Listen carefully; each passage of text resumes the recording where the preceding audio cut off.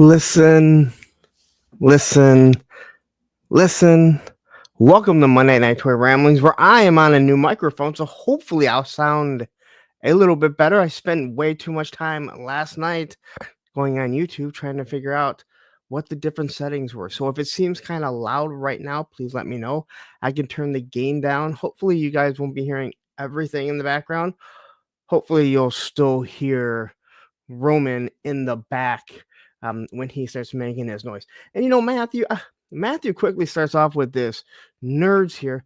And as I was messing around, I totally forgot that I put this in.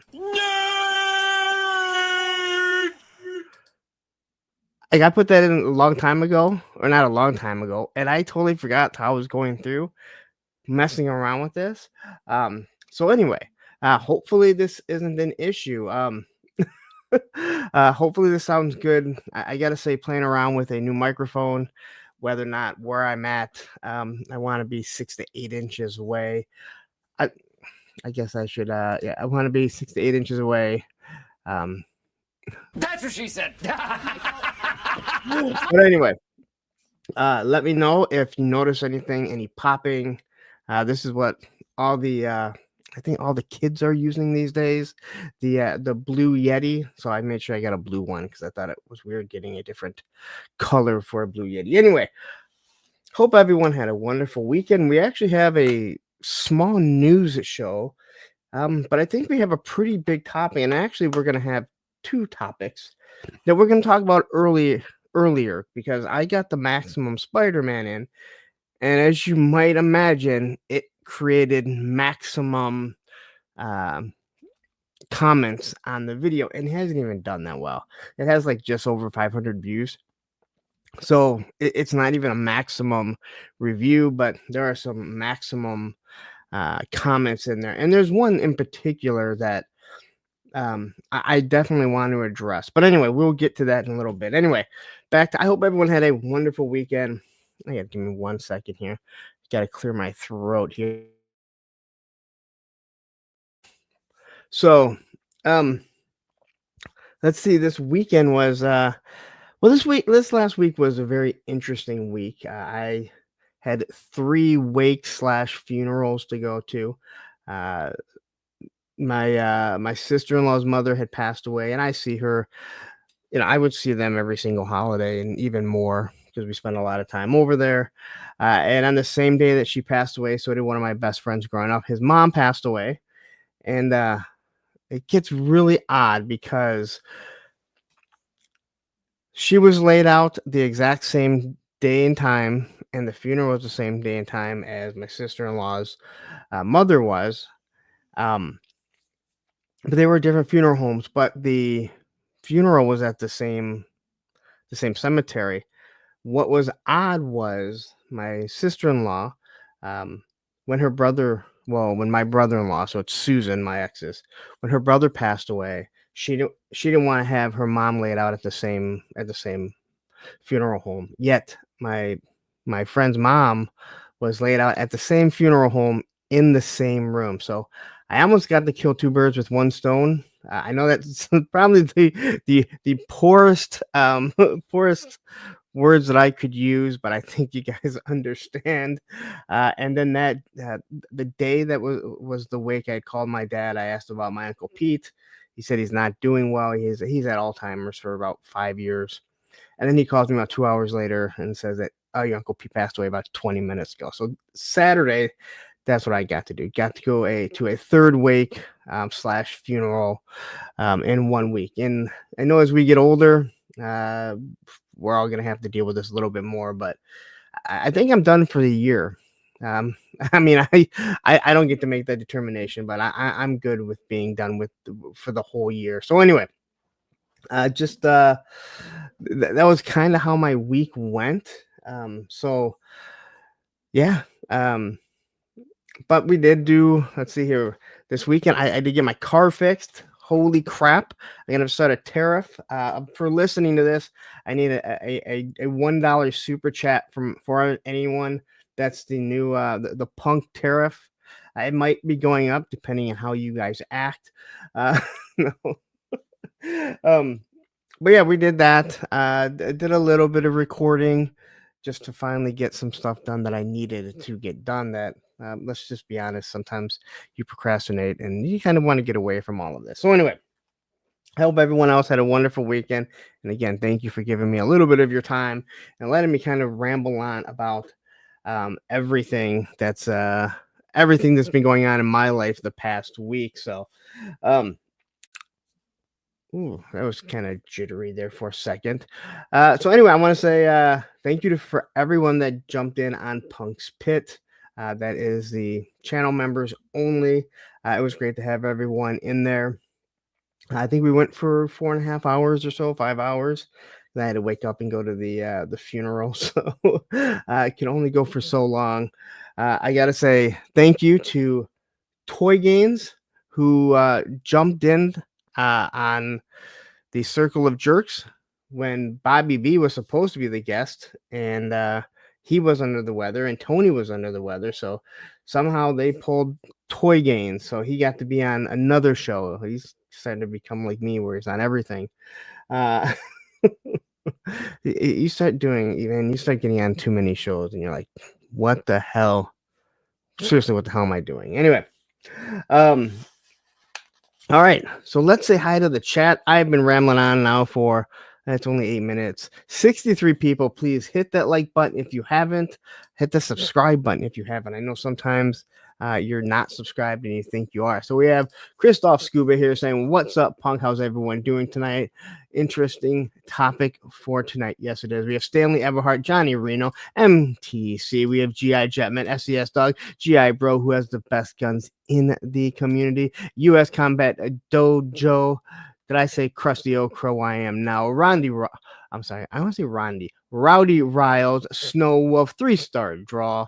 We have Men Huza is here. We have Ozradamus Toy saying, "Hello, friends." Normally, I try and say hi to all you crazy bastards, but there's too many. Believe me, I understand. I fully understand. We have a Plastic Fantastic in the house. We have Viper Scout saying, "Hey, if I paid 350 for the Rattler, does that mean I need to pay 500 extra for the Tariff?"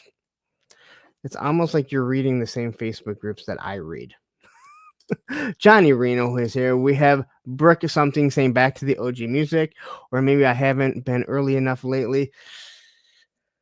I noticed that it's not always getting hit with the copyright, or it's not even a copyright, it's the copyright claim, so it shares it, and then I'll just cut it off if I need to. Not that I don't like the new music, I just really like the original music, Brick. So we have Woody Triple Two is here, says I tapped a maximum angry even though I'm not. I'm sorry, I tapped maximum angry even though I'm not. We have the collector here. We have Same Time Toys. We have my moderator, Matthew Matson.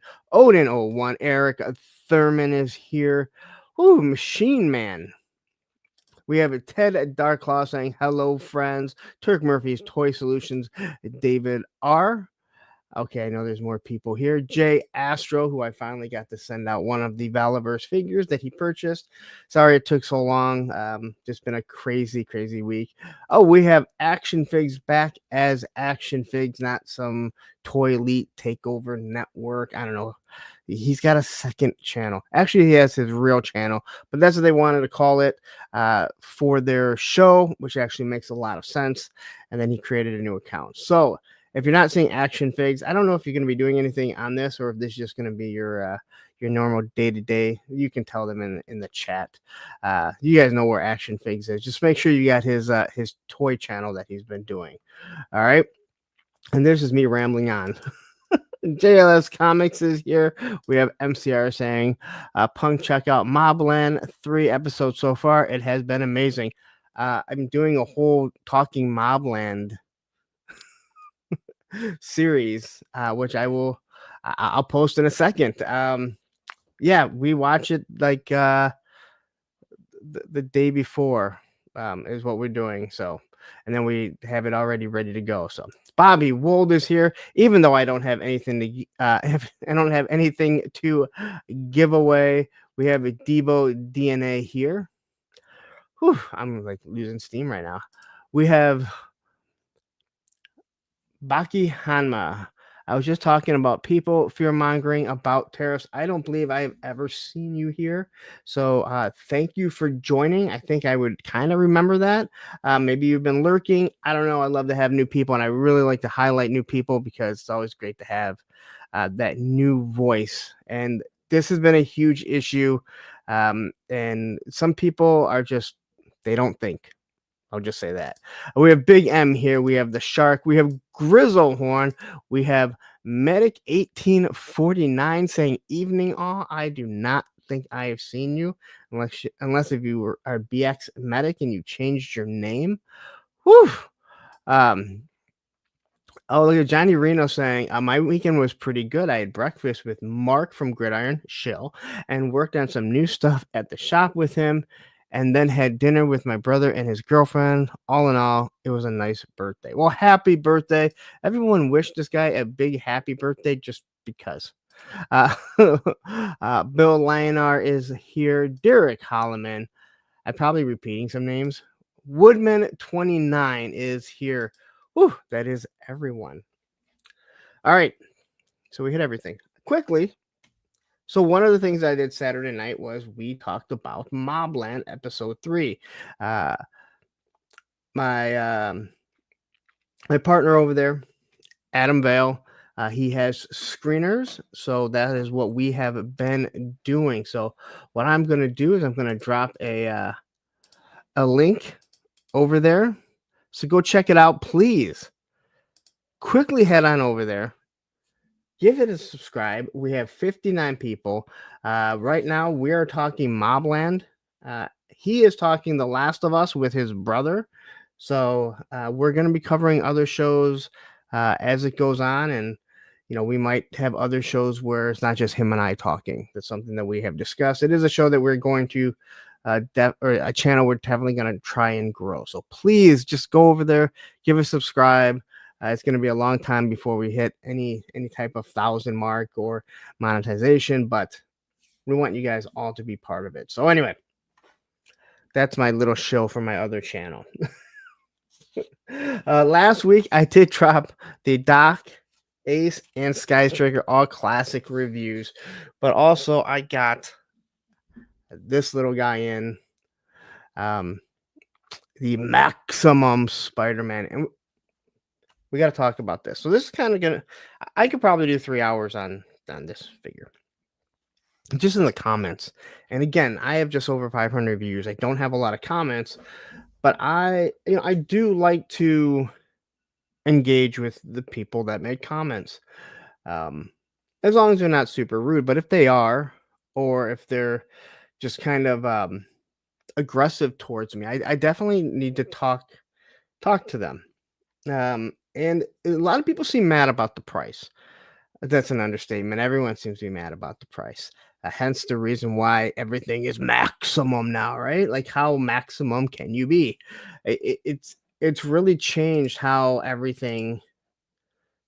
It changes how people are seeing things, and there are some aspects that some people. Once again, I really don't like when people flat out lie about stuff, or they don't know and they spread something like it's true. Hence the reason why this topic of tariffs comes up, and that's something we'll get into later. But as for the Spider-Man, let's discuss this really quickly. So I've had a few people on there talking about how this price is awful, how it's ruining the community. I'm sorry, it's not ruining. It's ruining collecting. I had one person saying this is made for $3 to $5. Again, I don't really see where that comes from. Now, I watched a few other videos. One in particular was Ninjas. And I don't fully agree with everything in that video. But it's hard to argue with certain things where he says, hey, you know what? This is $50, but for $50 or roughly $50, you can get, Deadpool with a squirrel with a moped, where you can get a 2-pack of figures. It's hard to argue that this is a $50 price point when Maximum Hulk. Did you hear the L guys? Hulk um, is $60, where I think people were thinking it was gonna be $75 or even more, where that obviously uses much more plastic. And there becomes this, I mean, people are super angry. Like, and I mean, I can't remember the last time people were this angry. All right. Maybe when Cobra Commander, Once a Man Cobra Commander came out and was gone within seconds. Maybe then, but that's not even nearly as big of a community. Once again, G.I. Joe's not as big as Marvel, not as big as Star Wars. I mean, Spider-Man. So I'm getting this stuff, and it's hard to argue what something is worth because I don't know what goes into it. Now, if this was if the spider lines were embroidered, embedded, whatever you want to say, and you couldn't use it, and they said, "Hey, this is a one-time mold." Okay, it's I think easier to accept. But when you look at this and you kind of go, well, a lot of these parts will probably be reused for a maximum Deadpool, a maximum Daredevil. You do start to ask, where does this price come from? Now, at the same time, I can go ahead and I can look at Super 7 and say Super 7s are $55. And we all think that those are way too expensive. And I agree because I see the quality in them. I can tell you that this is a much better figure than anything that Super 7 Ultimates has done. Anything that I've seen or had. Um, but I also look at Mythic Legions and no one says a damn word about that being $50 because the paint and the sculpt is so good, but the articulation is, well, I'll just say it, piss poor when it comes to a Mythic Legions. And please, guys, I don't need the cabal coming in here and telling me how I'm wrong. It's piss poor compared to some of these other things. And this figure does have some maximum articulation, uh, where you watch my review and I had Storm Shadow, who has some of the best articulation out of a Joe. I tried doing it against the Ben Riley Spider-Man, the only other Spider-Man that I have. And now his overlay does keep him from moving a little bit. Um, so I couldn't tell fully, but you can see where the arms bend more, the knees do bend more, just in general. Obviously, when he crunches over, he almost folds over flat like a flip phone. So there's a few things that you cannot argue about when it comes to that articulation. I'm not going to sit there, even though I am a plastic expert, I'm not going to sit there and tell you this is the exact same feeling plastic as Marvel Legends. I'm sure it is. I've never been like, wow, I hate the Hasbro plastic. I don't know. I never really noticed too much. I know the one figure that I got from Vietnam, the retro Flint, it feels really good. It's nice and smooth. Well, so is this figure. So quickly, let's say hi to Snow Wolf here. Are we gonna see maximum tariffs? Oh, we might. Graph jumping in here. I heard they're going to maximum the cover commander for $1 million. Maximum quick kick. It's probably it's probably the figure I should have grabbed, but I had Storm Shadow closer.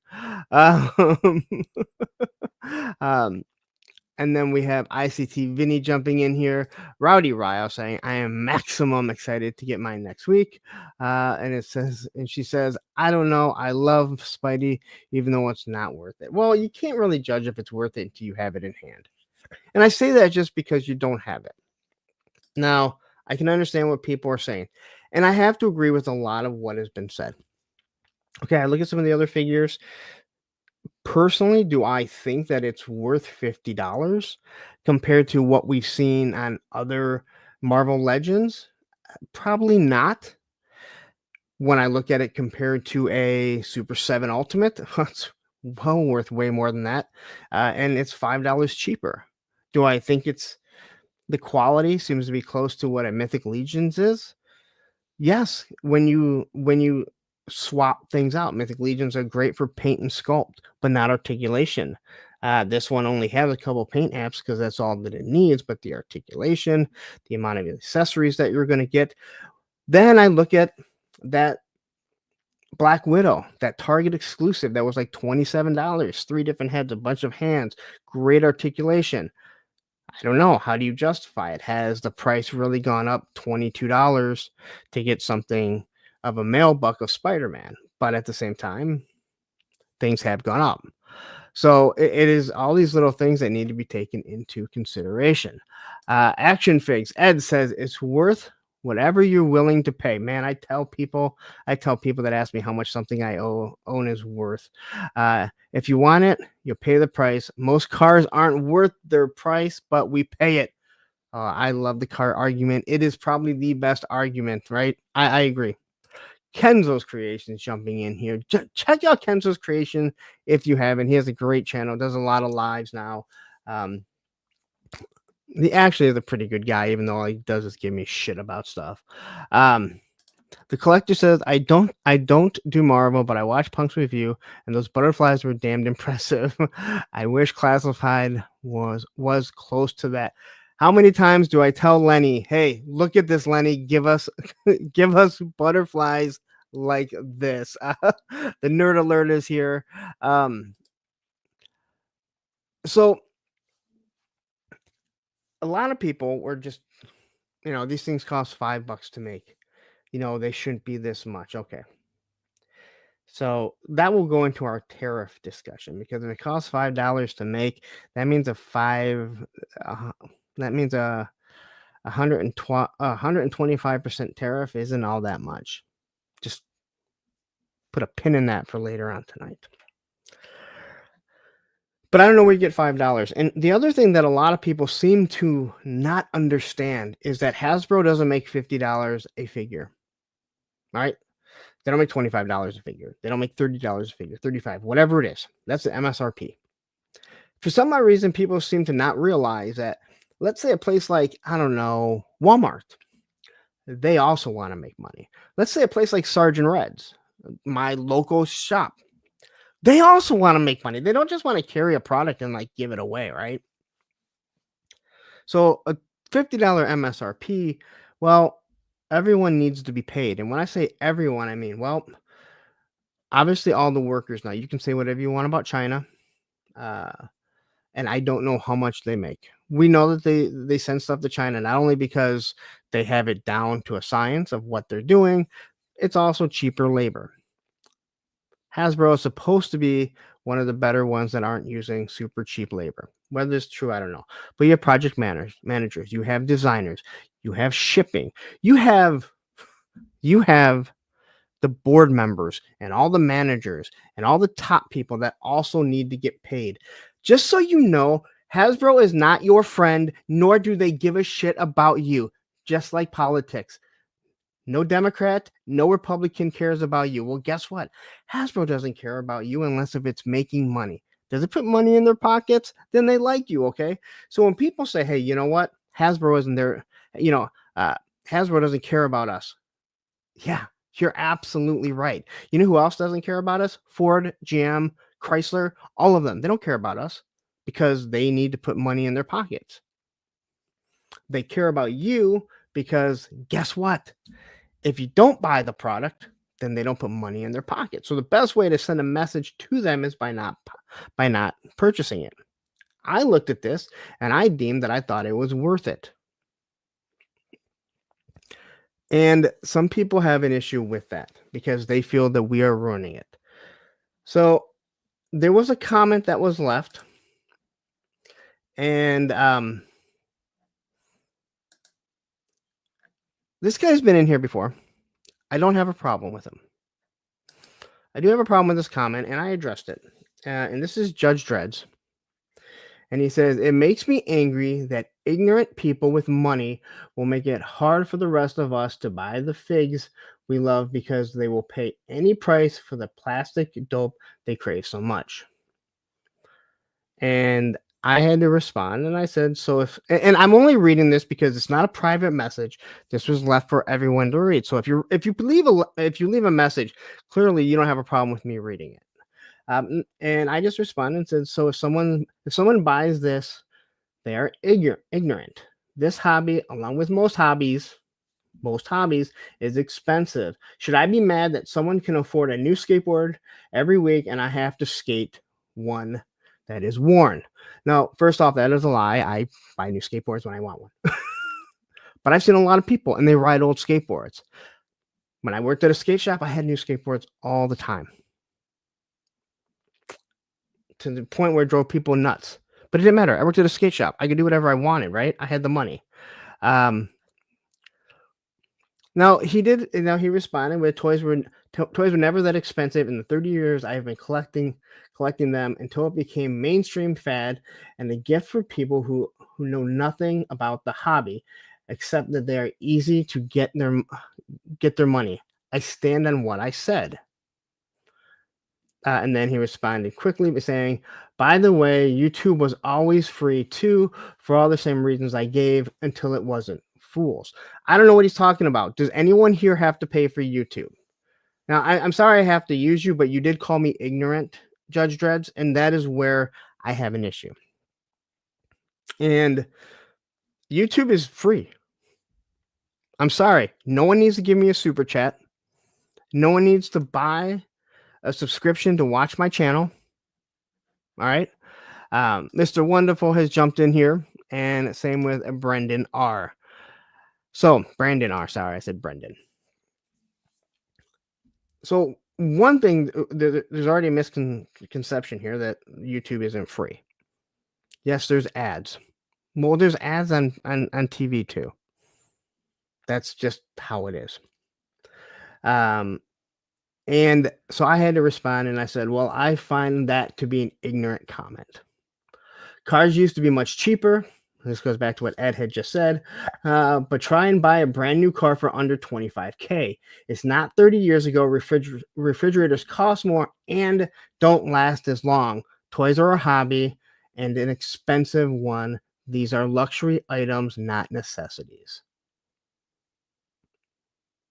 And he said that makes us even, doesn't it? So again, I have a problem because of the ignorant statement. When he first started, said, it makes me angry that ignorant people with money will make it hard for the rest of us to buy. So this is where I have a problem with this. What I make has no bearing on you or anyone else. What I spend my money on has no bearing on you. The fact that fucking Woody buys 77 Iron Grenadiers has no bearing on you or anyone. The fact that Matthew or Ed, my moderators, they buy what they buy because they like it, even if it's expensive.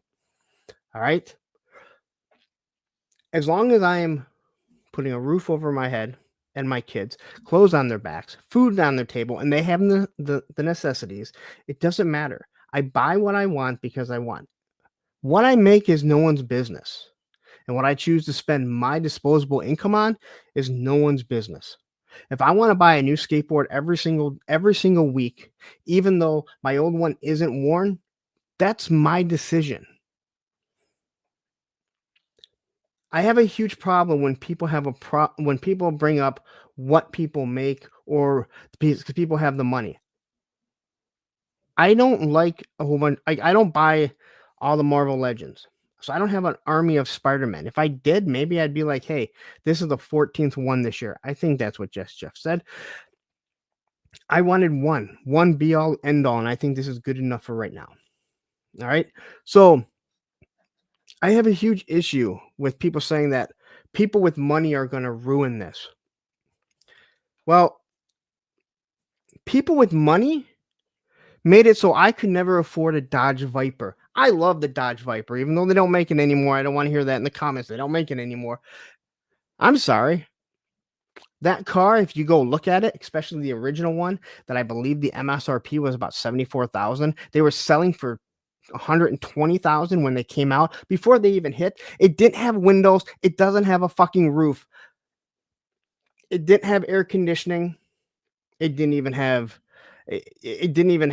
anti-lock brake system. And it had a stick shift. It had a big giant engine in it. That wasn't even 4 valves per cylinder. It was 2 valves per cylinder.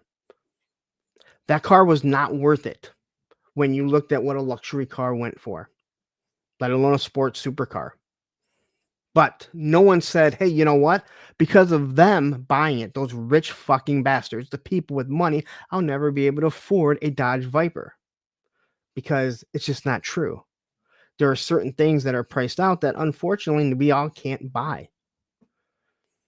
But it's no one's business what we spend our money on. Now, with this said, I talk about this with athletes all the time. I don't care how much you make. Get what you can make. I just don't want to hear about it when you go broke.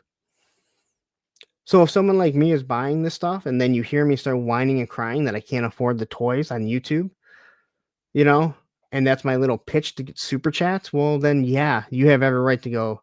I don't need to deal with this because I don't care. You don't have to have it. You can still do YouTube for free. Plastic Battles jumping in here saying, my dad bought a brand new Corvette after he got out of NAM for $5,400. Yeah, I don't think you can do that today. Can you, Plastic? Andrew Taylor jumping in here saying, someone else spending a lot on what you make ensures they keep making the stuff you like. This is basic economics. Thank you. And one of the things that I continue to hear is that Hasbro doesn't care about us. Yeah, no shit. They don't.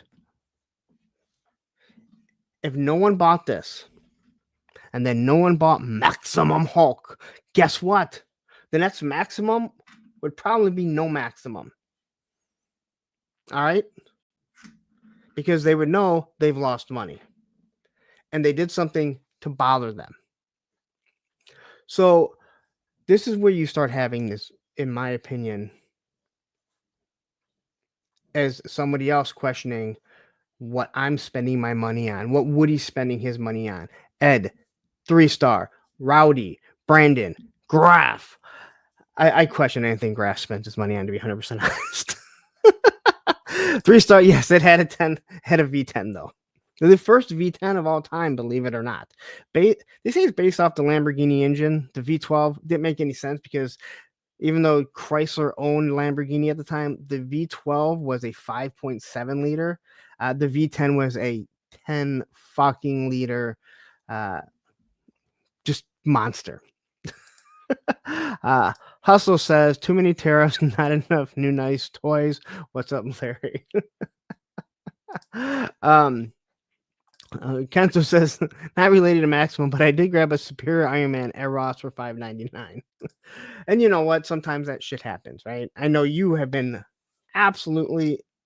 you've been awesome getting those Ross finds. Me, on the other hand, I walk into Ross and I just get angry that they even put a Ross near me because I don't think they're ever going to have anything.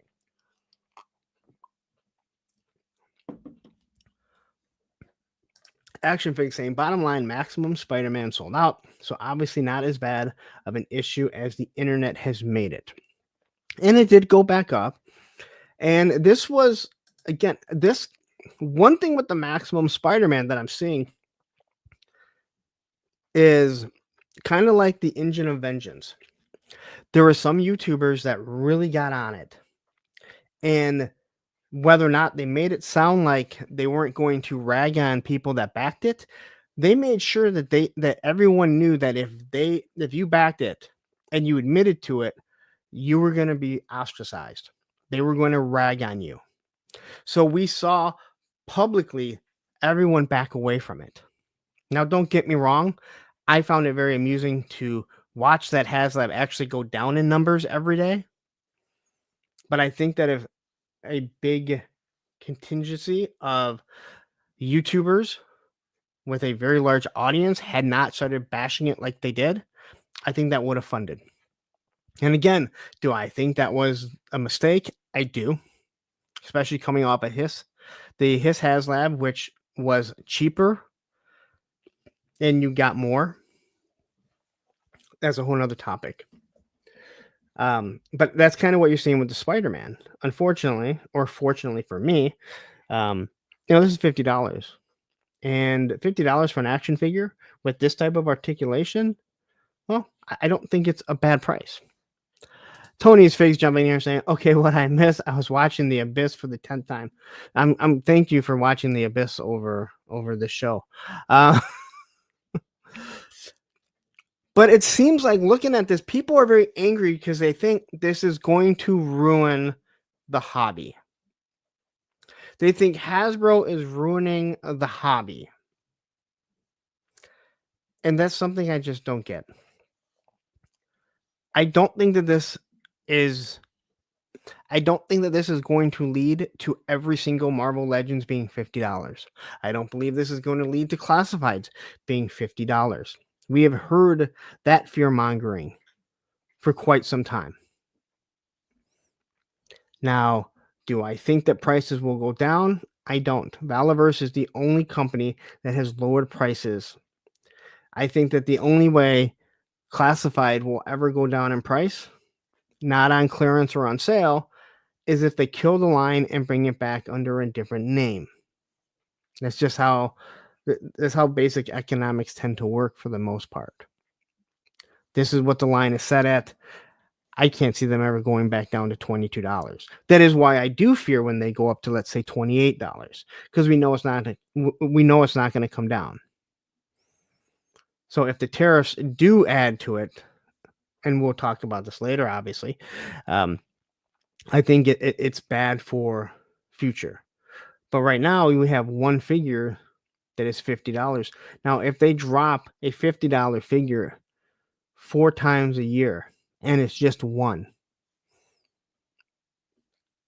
that doesn't really bother me. I think that they know they can't go to $50. Once again, Hasbro doesn't care about you, and I truly do believe that. But they do care that if no one buys their product, their shareholders are not making money, which means they're not making money. Their managers aren't making money. Obviously, then they can't pay their designers. SCS dog, basic corporate economic. Okay, you can put corporate in it, and you're absolutely right. Because if you ask the 4 horsemen, I would say they do, and they show that they care about their customers. AWalk is probably the same way. These small companies that look to make less profit, even though they can push out, they take a less profit so they can flip it over. That's what small companies do. It's not what corporations do. And I'm sorry if I am the one that is breaking this bubble to you. All right. But the fact of the matter is, corporations, not just Hasbro, corporations don't care about you. I mean, hell, Ford hid the exploder for the longest time. Ford has hidden that these EcoBoost cars, and believe me, I know because we had a whole bunch in the fleet. Their engines blow. They decided not to recall them because I'm pretty sure they looked at it in their mind that when the engine does blow and they have to pay to get it fixed, it's going to cost less than to recall all this stuff and fix every single one of them. Because once it's out of warranty, it's no longer their problem. Ed's jumping in here saying Hasbro pricing their figures too high will just drive their fan bases to other lines. It won't kill the hobby. Marvel Legends is a small piece of this hobby. Yes, same with G.I. Joe. It may be the biggest piece of the hobby, let's just say. Right? Marvel Legends may be the biggest piece of the hobby. Or maybe Star Wars Black Series. G.I. Joe is the biggest military piece of this hobby. I think we can agree. But if everyone gets driven away from G.I. Joe, there is Valaverse. There is Fresh Monkey Fiction that's doing stuff. There is Patriot Force that wants to push stuff out there. So there's going to be another line. You're absolutely correct. Now, it doesn't help if you love Spider-Man, but just wait for Mezco, and then you can spend $120 on it, right? Clinton Jorgensen jumping in here saying, if this Spider-Man is too much, go with Mondo's, the animated series Spider-Man. Love it. How much is Mondo's? That seems like this. 3-star says, if Hasbro can get out of having to make Star Wars products that Disney mandates, it'll improve everything else they make. I don't think so. Whatever Disney mandates Star Wars make, Disney has it. I mean, Hasbro has its own budget for what the Disney products are. For the Star Wars products, they have their own budget. For the GI Joe products, they're going to have their own budget for the Marvel Legends products or Marvel in general. So I don't think that getting out of Star Wars has anything to do with it. If anything, losing Star Wars would hurt them because people can say it doesn't make any money, but the board games, the children's toys, there's all that stuff. So Donald jumping in here saying, "Good evening. Watching while on the treadmill. It's true. It's true." Oh no, that was Kurt Angle saying that. Toys are wonderful. I don't believe that I have ever seen you here. So thank you for joining in. If it is your first time, and if you're not, then I apologize. I wonder if any new US based toy companies would be made if toys from China are going to slow down coming in or won't anymore. It's probably tough to start a toy company now without access to cheap labor. That's the biggest thing.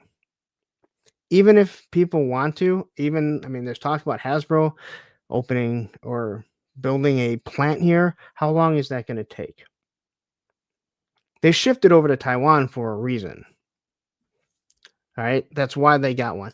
We saw someone who tried to make figures in. Where did they try and make those fist figures? Brazil. They were awful, absolutely awful. It was truly saying, "Hey, this is what this other country can make because of their infrastructure," and everyone went, "Well, shit." That's why we go to China. Taiwan, they've been doing stuff like this too. Plastic Battle says, Hasbro always asks me to text them when I get home just to make sure I'm safe. Plastic, you clearly have that special relationship with them. McGrath saying, I'm hoping they make a Maximum Red Sonja. That previous APWT review made him blush. Imagine now with even more articulation. Come on, Maximum Bikini Baroness. I had someone say like some people actually I'm sorry, jumping off topic here. In that Red Sonja video, some people were like, I don't know why you keep saying you're like you feel like a perv. Okay, I didn't feel like a perv because she was naked. I felt like a perv because as you're doing it for 45 minutes, moving stuff around, I kept showing. You kept seeing everything, and you're like, all right, you're starting to feel like a perv. Alex Martinez jumping in here. Cobra Commander jumps in and says the sole purpose of the tariffs on China is to destroy the hobby. That's exactly it. Motu Guru jumping in here saying, "What's up, Punk? What's up, chat?" Whew. All right. So that's kind of my feeling on Maximum Spider-Man. Again, I could go on and on. I'm not going to break down every single comment that I got. There's a few that,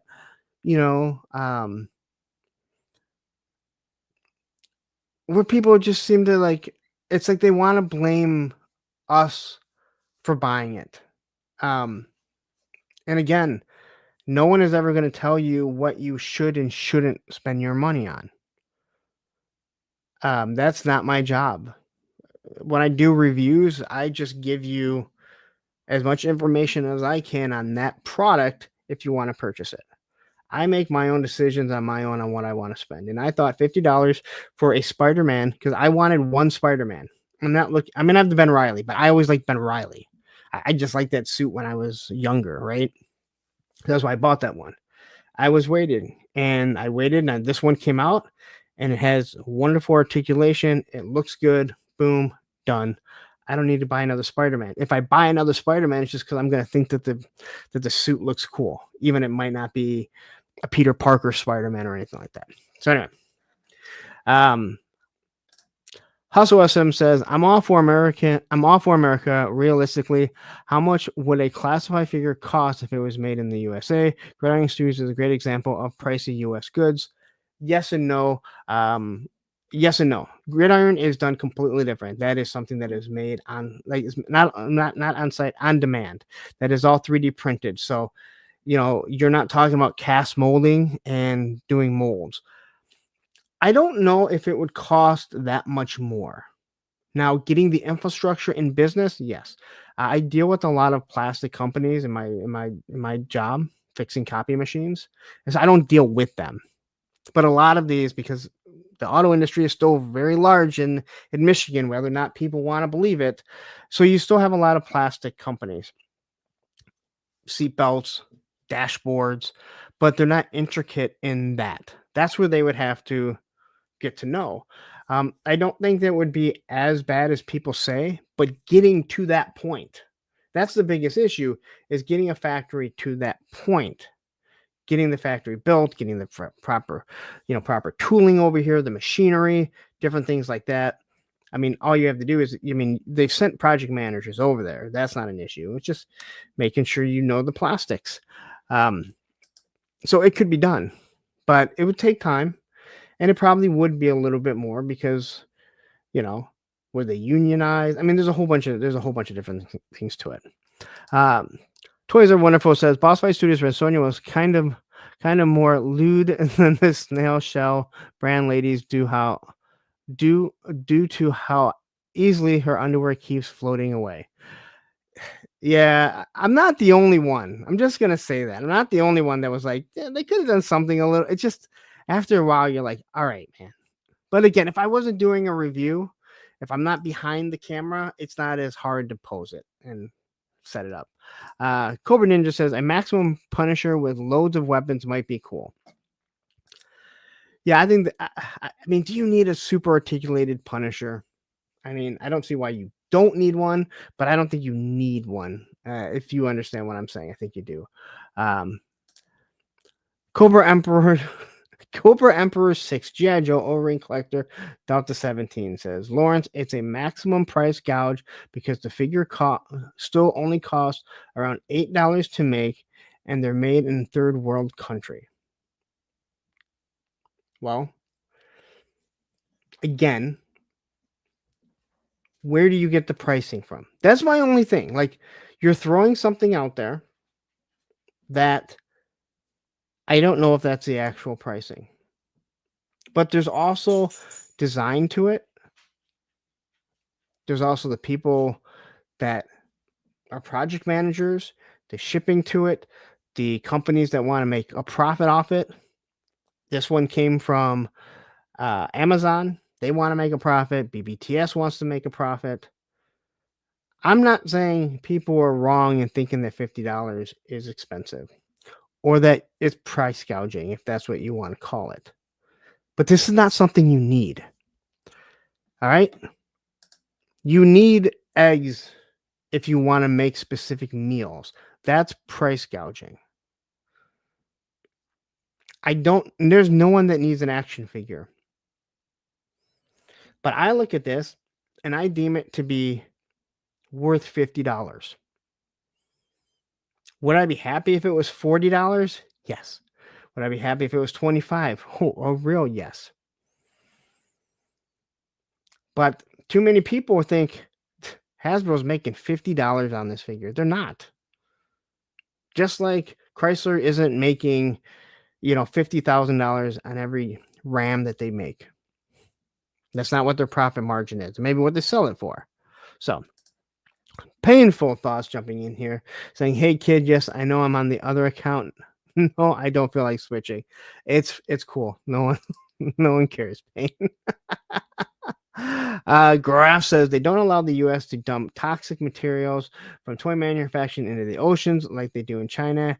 It'd be impossible to do. See, I got to disagree with that because there's still plastics being made here. Like I said, there's still a lot of plastic molds for the auto industry. I deal with them all the time. Now you could say, "Hey, have you ever seen the Rouge River downriver, south of Detroit?" And I'd be like, "Yeah, it's basically a toxic waste dump." And we can always just ship the toxic stuff over to Ohio. I mean, so Viper Scalp says the molds the molds and making the pieces is one part. The labor to assemble the pieces is the labor intensive part. Yes, but again, that also gets done here for the auto industry. But you are right. And Cobra Emperor, I'm not going to say the name. Respect, enjoy your channel, but hell no, not worth $50. And they did that to Transformers years ago, and the prices never come down. Now that I will agree with you, but they didn't make all Marvel Legends $50. And again, I have no problem having a discussion or an argument. Right? Arguments don't mean you have to yell and scream. And I don't always agree with people with what people will tell me. Right? I mean, I need to have some sort of, give me some facts here. Yes, I know that it does not cost $25 to make a figure. It is cheaper. So I have no problem having a discussion with people. So, and yes, you are right. They're made in bulk, and the price. You're absolutely correct. But once again, Hasbro, they have a lot of people that have to pay. Whether or not we want to believe it or not, they have those board members, and they like their profits. All right, because that's the world that we live in, the corporate world. And I can argue something that I may not fully agree with, because you have to look at all sides of things. But I think that's something where a lot of people have just kind of missed it. They overlook it because, just like this whole tariff thing. Whew, Frank Demonia is here. We have PBJ Street saying there is plenty of injection molding done in the U.S. I used to work at a local factory. There is. That's what I'm saying. The infrastructure, it would just take some time. And again, if you work there, you know exactly what I'm talking about. Snowwolf says inflation over the last few years caused the prices to go up across multiple industries. And some industries don't never come down. Food will come down. We've seen it before. Cars, they're never coming down. I don't know how people can afford new cars. According to what was said to me about this Maximum Spider-Man, I should be mad at these people because, hell, I don't know how I'll ever afford a brand new car again. Those prices are fucking crazy. I should be mad at everyone that buys a new car because of them. They are making it so I can't afford new cars because, once again, every car is $50,000 or more. Well, it's not my problem. It's not me to judge them and say, how dare you buy new cars, right? That's not how this is supposed to work. Whew. Anyway, I told you I could go 3 hours with this Spider-Man here. And I think I'm going to try and move on because, wow, we're 54 minutes in. So please hit that like button if you have 83 people watching. Do we have 83 likes? My guess is no, because we've gone even higher than that. Let's see how many likes we have already. It's coming up. 57 likes. That doesn't compute, considering we have 87 votes. So please hit the like button, hit the subscribe button if you haven't already. Anyway, so a few other things that we have to get to. May the Power of the Force. Last year we did May the Power of the Force, we're reviewing Power of the Force figures, the 95 versions, right? The new ones, the Power of the Force 2. Well, this year we are doing the 3.75 prequel figures. Now, if you are interested, please send me a message. What we are trying to do is we're going to review, and I'm going to give you a date and what time I want you to put your review on. It can be anything. This is a good way to just get into it. It's fun, right? No one is going to sit there and look at a Darth Maul figure from 1999 and be like, holy crap, this review has changed my mind. I need to go get it. But it's about fun. So if you want to partake in this, please shoot me a message. I'm still trying to get everyone. Allison and I are working really hard. I got started on this late because I have so much going on in the YouTube world. I mean, you guys see me all over the place. Sometimes I think I need to back off a little bit. But anyway, if you are interested, please shoot me a message. I did order my Anakin and Pod Racer today, so that will be the first review that's going up. And the figures are super cheap. So, and they're Hasbro figures too. That's crazy. Hasbro, and they're cheap. We have a Gareth Widger in here saying, mathematically, if it costs $3 to make a figure, it means the company needs to sell over 5K of the figure to break even. Now, I don't know where those numbers come from. I'm not saying you're wrong. I'm not saying you're wrong, but I don't know where those numbers come from. I'll take your word for it as of right now. Clint Jorgensen says maybe Hasbro will go back to 3 3/4 to save costs like they did during the 70s oil embargo. No, because no one's buying that. Everyone's buying the 6-inch figures. So no one's buying that. All right. So, May the Power of the Force, prequel figures. We have a lot of people. 3 stars in it. Pop Blender, I believe, is going to be in it. Rowdy Riles is going to be in it for the first time. I myself, Bobby B, Tony's Figs. Maybe we'll find out if there's another gay figure that we didn't know. Baldylocks reviews. So we do have a bunch of guys that are already in. It's gonna be fun. That's all that matters, right? It's, believe it or not, this is really about fun. Kenzo says he is in. I sent you a message. I don't know if you got back with me. So anyway, Beardy McBeardison saying, work in wholesale. If we pay $10 for something, usually it means we sell the item we sell the items with to a retailer for 20 and set MSRP at 40. Well, I can tell you that most of those Marvel Legends and G.I. Joes that come into, let's say, Sergeant Reds, they make about $3 or $4 off each figure. And Cobra Emperor says, everyone needs to stop buying them. Everyone needs to stop buying them when they jack up the prices, because at what point will you be fleeced at $100? Spider-Man is coming next. That's what, okay, but you're just jumping to conclusions. I don't see any mainstream action figures jumping up to $100 price point on average. Mezco, yes. SH Figure Arts. But anyway, okay, YouTube does charge money for premium accounts, but you don't have to have a premium account. It's still free. Just like basic TV. I pay for cable. I don't pay for cable. What? Now say you pay for cable. I watch the basic TV. I can still get it for free. Triple D's Dungeon says, yes, I'm an hour late. I figured you would be rambling for at least another 2. Shouldn't be a problem. Oh, I'm not even close. Anyway. So, that's the May the Power of the Force. Please, if you are interested, if you're buying some toys and you want to save money because you're like, you know what? This shit is crazy right now. You want to save 10% off everything that they have. Hella dope toys. I know that they had that Spider-Man. I think they sold most of them. It's $30 there. Use my code APWT. You're going to get 10% off. That's anything in stock or on pre-order. No one else does that. Also, there is EE. There's Amazon, because guess what?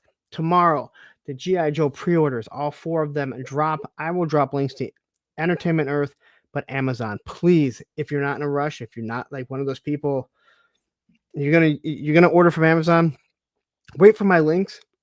Use those links. It helps support the channel. It doesn't cost you anything. If you want to go through EE, go through EE. Or you can wait for Hella Dope Toys. I will post links to theirs too, and you'll still get 10% off. You just have to wait till they come in. All right. The other thing, if I don't show for it, then who will? And that is the merch. Right now, all the merchandise, shirts, hats, stuff like that, is 20% off for the next 4 days. All you have to do is hit that little redeem. I dropped the link right there. And let's see here. I can kind of throw this up quickly. Maybe if I do the share screen. This is always, I mean, people love this type of stuff.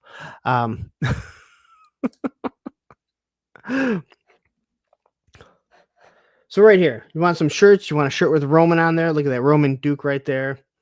You want a picture that I took of the Roboskull attacking the hovercraft, the whale. There's your the rubber band technology. This one all comes from Gridiron. And then you get the Damn It Larry. Man, we haven't heard Damn It Larry in quite some time. Man, that was one of the best things ever. Here's the Tony's Fig shirt that he wanted. That's the BBTS logo. And yes, there is the basic logo right here. So if you are interested, look at this. This shirt here was put specifically here for GI Bro because he has amazing guns. So I'm like, hey, you know what? You need a shirt like this. So anyway, if you are interested, go over there. You get 10% off all the merchandise. And I'm going to remove it because no one really cares. All right. So that's everything as of right now. Again, I did say thank you to Daredevil Dave for Thursday with the Friend, Toy Games who helped jump in there. And this week, Thursday with the Friend will be Kiwi GI Customs, all the way from New Zealand, actually doing it live. Toys Are Wonderful has jumping out saying dinner time, have fun all, good night. Thank you for jumping in here. Thank you for jumping in here. Like I said, I haven't seen you before, so I'm glad you were able to tune in. All right, we're gonna get in the news, but before we do, let's have a word from our sponsors, who I'm still waiting for another third commercial. Oh, hey guys. So Lawrence, he had to step away for a little bit. He's got a case of the grumble dust. So he asked me to kind of watch over a stream. He put me in charge of y'all. He said to me, "Oh, Moss Man, I have a case of the grumble dust, and I need you to watch myself for a little bit so nobody leaves and finds out that there's more interesting things to watch on YouTube. And also, I hate Ohio." So I was like, oh, dang, so now I have to come up with a topic for my very own show. And I was like, oh, what about talking about your favorite toy stores?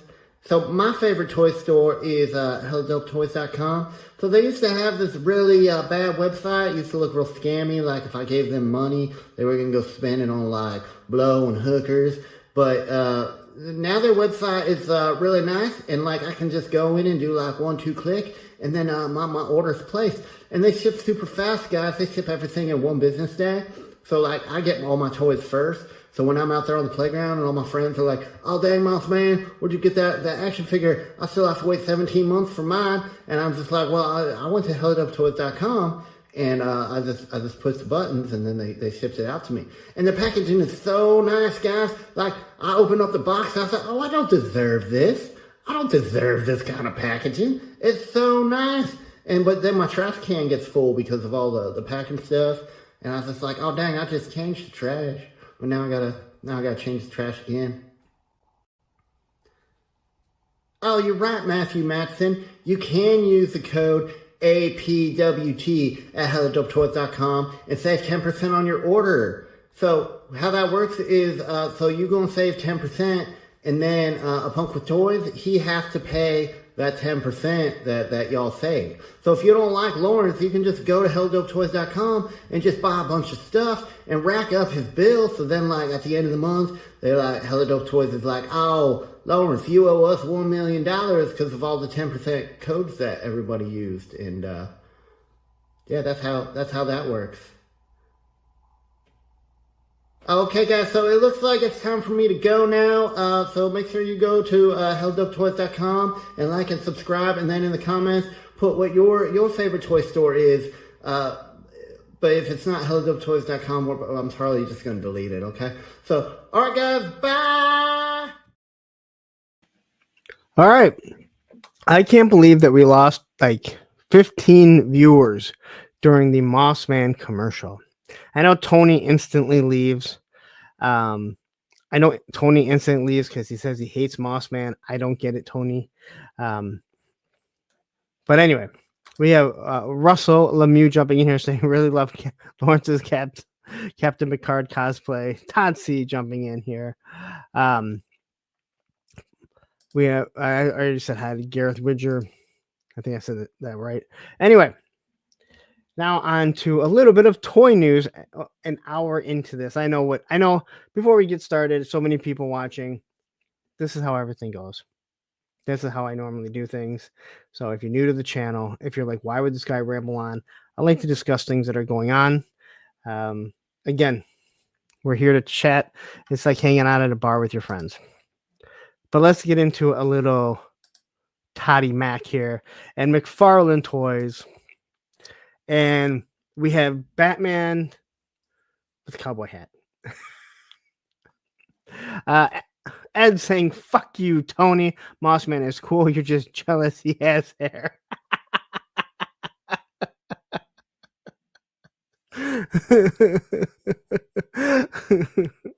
That's pretty aggressive, but I like it, Ed. Coco Smooth, the casual collector, jumping in and saying, Ramblers, let's get rambling. And Coco Smooth, I believe, is also going to be part of May the Power of the Force. I asked him, and yeah, so hopefully he comes through. Tatsi says, what happened in the first hour? It was maximum. You need to just go watch it. Tony's freak saying Mossman sucks, Beastman balls. Mossman sucks, Beastman balls. All right. Whatever, Tony. I just can hate all you want.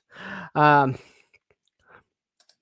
collector said those 15 people jumped off to go shopping at Hello Toys to use that code. That is the best answer that I have heard. The collector, I absolutely love it, and I hope they did because I mean it, man. Ted and Aaron, they're the owners. Great company. Great people. And they're truly doing it out of their home. And I told them I want to be with them from the beginning. Oops. So here we go. We have the Batman soft goods. Again, can we please get this? Hasbro. We keep asking this. Like every single Marvel Legend should have it.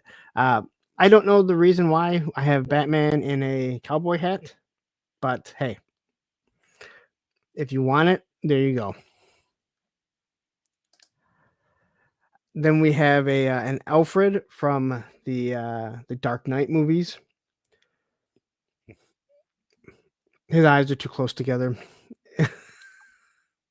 I'm gonna say this, and you may never not see it again, because I'm looking at this and saying this now for the first time here. Ryan Reynolds' eyes are too close. His eyes look like they're too close, at least from this picture, where the glasses look like they are condensed and crushed in. Though I can see the likeness, I think it looks pretty good. It looks like maybe you're going to get some accessories with him. I think people love that type of stuff. So, and then we have Batman. Is this year one, I think? Soft goods cape. I think this looks really good. Look at that. The white eyes. He's holding the cape.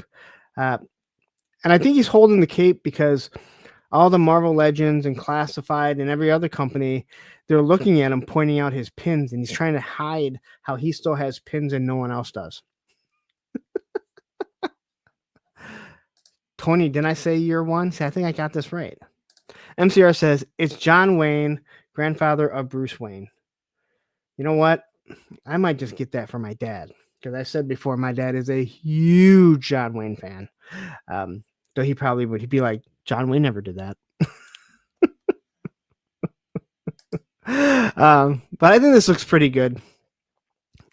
I do feel bad for the people that are going to be losing Todd, that enjoy this. I just wish Todd would get with the times. So here's a Commissioner Gordon. Now they showed this before.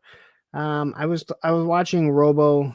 I think he pointed out that they showed this one before, or they're repainting it, a slight repaint. Todd does that. I think we all know that. But anyway, Brick something says, depending on how that cowboy duster looks in real life, might grab it. I'm behind. No, you're not that far behind. But yeah, so again, if you're into this, I think these figures all look good. I'll tell you, like I've been saying it, Todd has been producing some really nice looking figures. I think their scale is whack.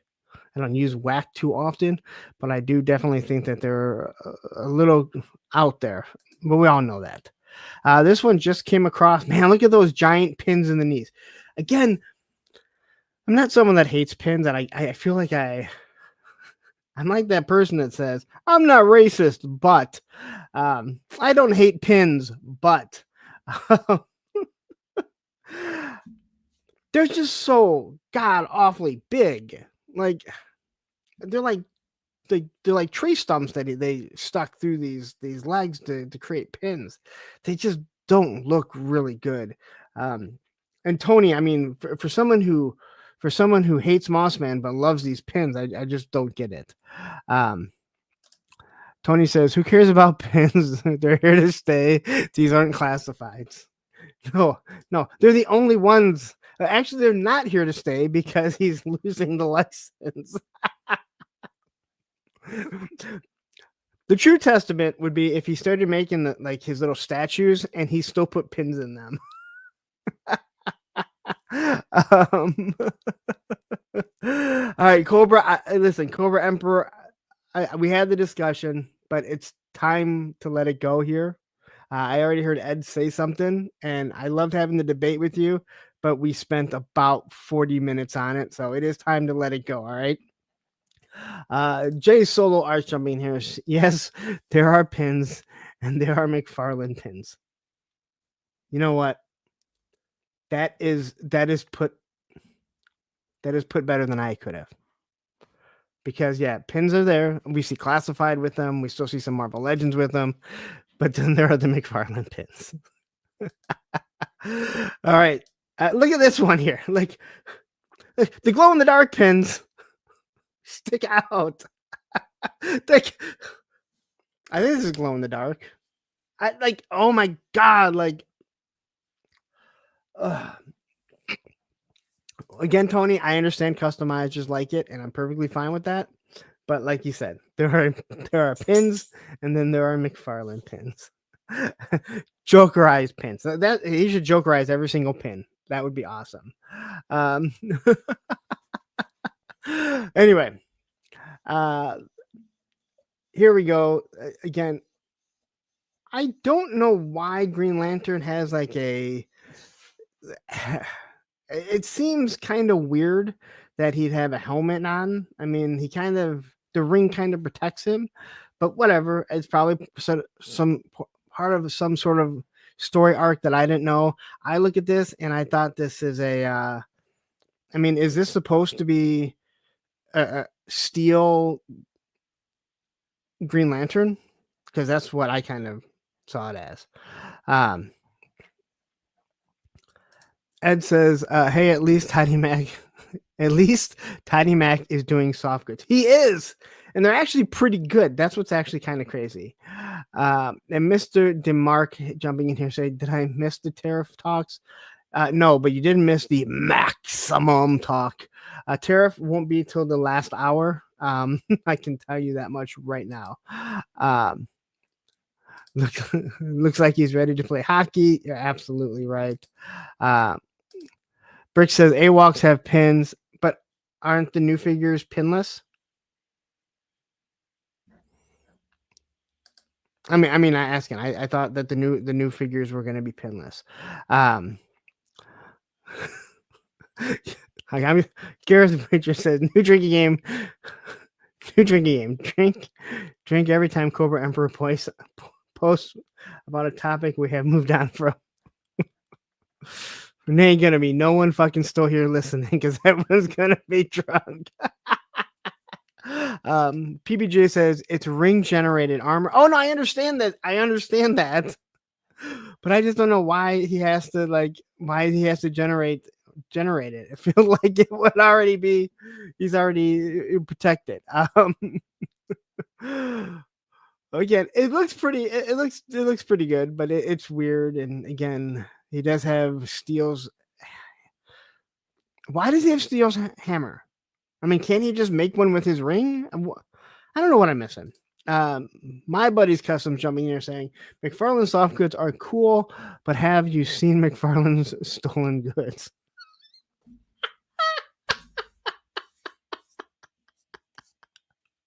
If you guys haven't seen, supposedly the truck with all the Supergirls were stolen.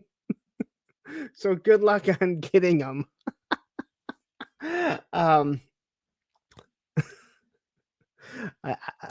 did see that, and I thought that was actually pretty funny. Another thing that I want to mention quickly. I was talking to 3-Star Draw yesterday, Darren, and we were talking about all kinds of stuff, and then we got talking on names, and we started talking about how I've never known anyone other than people in my family with the name Larry or Lawrence. And I only bring this up because my buddy's custom name, his buddy's name is actually Lawrence. And I said to Darren, I go, you never see anyone in the comments with the name Larry. I get off the phone, I go upstairs, turn on YouTube, Brick Something's show is on. Make sure you watch Brick Something's show. And the first fucking comment is from like Larry the Collector or something. And I screenshot it. I sent it over to Darren. I'm like, you have got to be kidding me. So pretty funny. You guys probably don't think it is, but Darren is laughing right now. Brick Something says, on that note, if you want Supergirl, hit me up. I just happened into a few thousand. Oh god, I hate this banner. Anyway, so here you go, Steel. I don't know. I don't get it. Here's the back of him. Here he is with the hammer. Steel's a stupid character. Stupider as Green Lantern. I think I know what this means.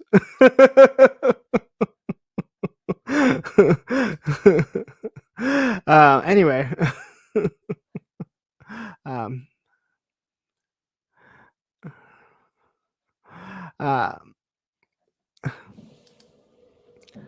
So here we have a Mortal Kombat glow in the dark, I believe. I don't follow Mortal Kombat, but it's McFarlane, so I wanted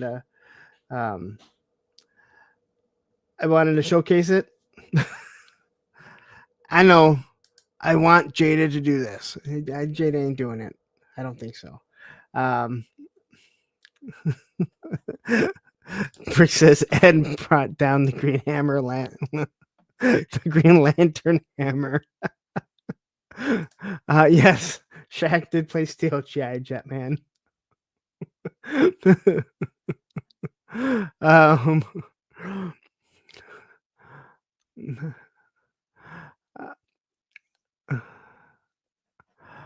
I gotta say this.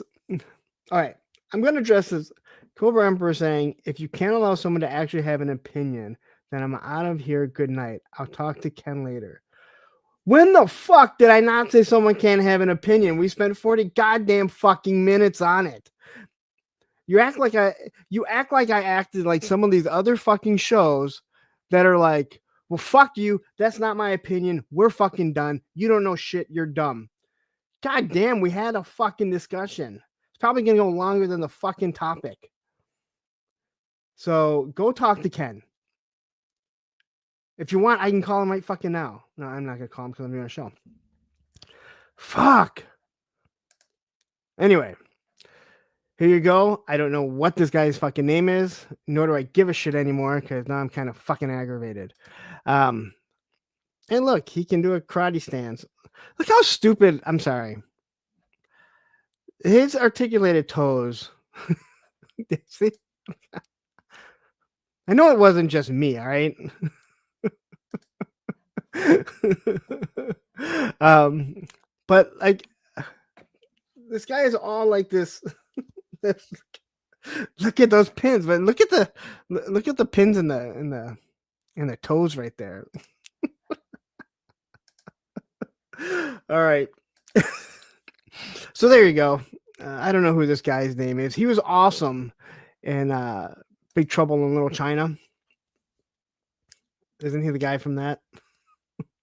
But there you go. If you want Mortal Kombat, go get it. Enjoy it. Have fun.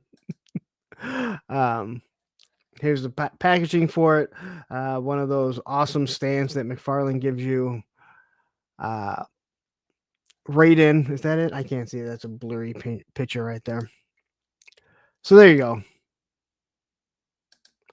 And then this popped up. Now I don't have a logo for Trick or Treat Studios, and I wasn't in the mood to go look for one. I saw this solicited on Toy Newsy, or as Americans call it, Toy News Eye, of the Crow. And I know people are a huge fan of the Crow, so I wanted to throw it in here. This looks nothing like Brandon Lee, although he does have bullet holes in him, so maybe it does.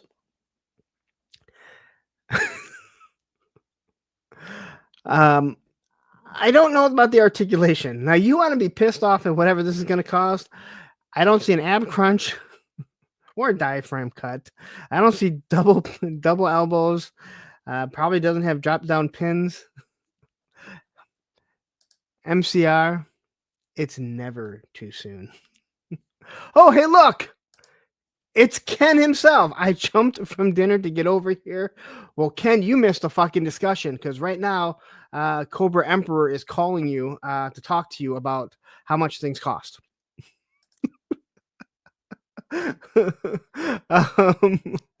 Anyway, here you go. This is the Crow 2025 preview. It's the only thing that I have. Boss Fight Studios. All right.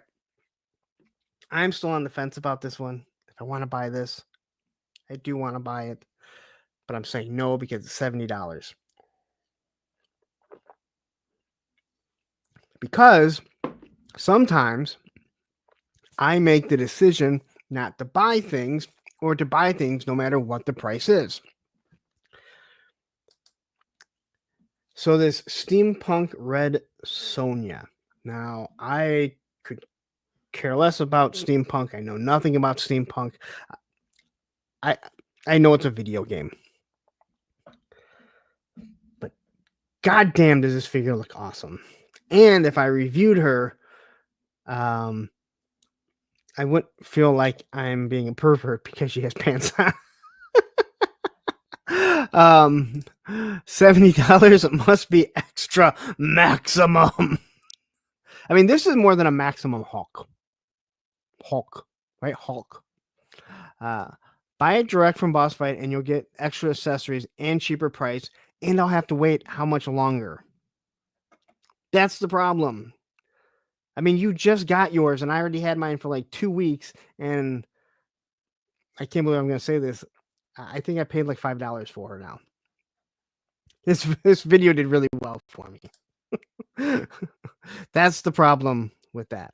Normally, if you order something directly from the manufacturer, you get it sooner. Not Boss Fight Studios.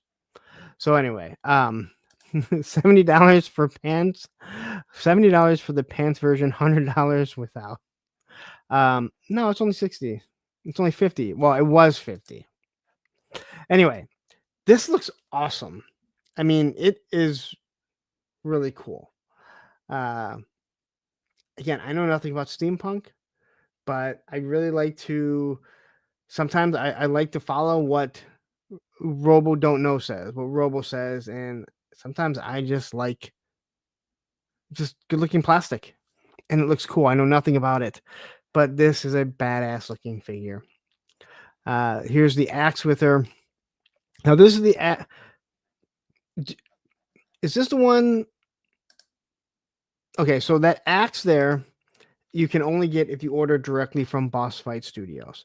That's the bonus that you get. But you also have to pay for it right now. And like Matthew found out, he's been waiting on that Red Sonja forever. He finally got it, I think, over the weekend. Here's everything you're going to get. An extra head with the goggles down, a different bra with a different necklace, different belt, sword, knife, the flintlocker, so her and Shipwreck could go out and shoot at things together. A bunch of different hands, the beer mug, and then I don't know what the device is there. I don't know. Is that something I don't know what that is. So, and then here's I don't know why they put this in here. But I need to take a quick second. So you're going to hear from just something that happened during the streamathon. Oh, hey guys, it's Mothman again. And Dopey. No, you're not part of this one. Okay. Anyway, welcome back to the Punk with Toys for Tots Streamathon. So this is going on from October 25th through October 27th, which is streaming non-stop. So we've made a whole bunch of money so far to donate for Toys for Tots, but we can still keep going. We still got some time left. So if you want to participate, you can send a super chat or a super sticker, or maybe even consider becoming a channel member. And all that money, Lawrence is going to take that and go to this really cool toy store, Sergeant Red's. He's going to buy toys, and all that's going to get donated for Toys for Tots. But anyway, we still got a whole bunch of really awesome content coming from a lot of great content creators. So let's get back to the show. Okay, I just had to blow my nose, so I just made it really quick. No one wants to watch that.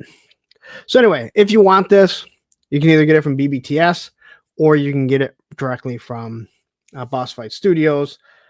I will mention it again. If you're in a rush to get it, I would order it from BBTS because they get things faster than Boss Fight gets their own product. But you do get an extra accessory. You do have to pay for it up front. You don't have to pay anything at BBTS. A little higher news here. And these are the 4-inch figures. And so this is Muriel from the Walking Dead. I did say Muriel. Please don't yell at me. Muriel from The Walking Dead. And I have to say, I criticize Haya's face sculpts a lot. This one looks pretty damn good. All right. I don't think there's any. I don't think there's any discussion on that. I think this really looks like him.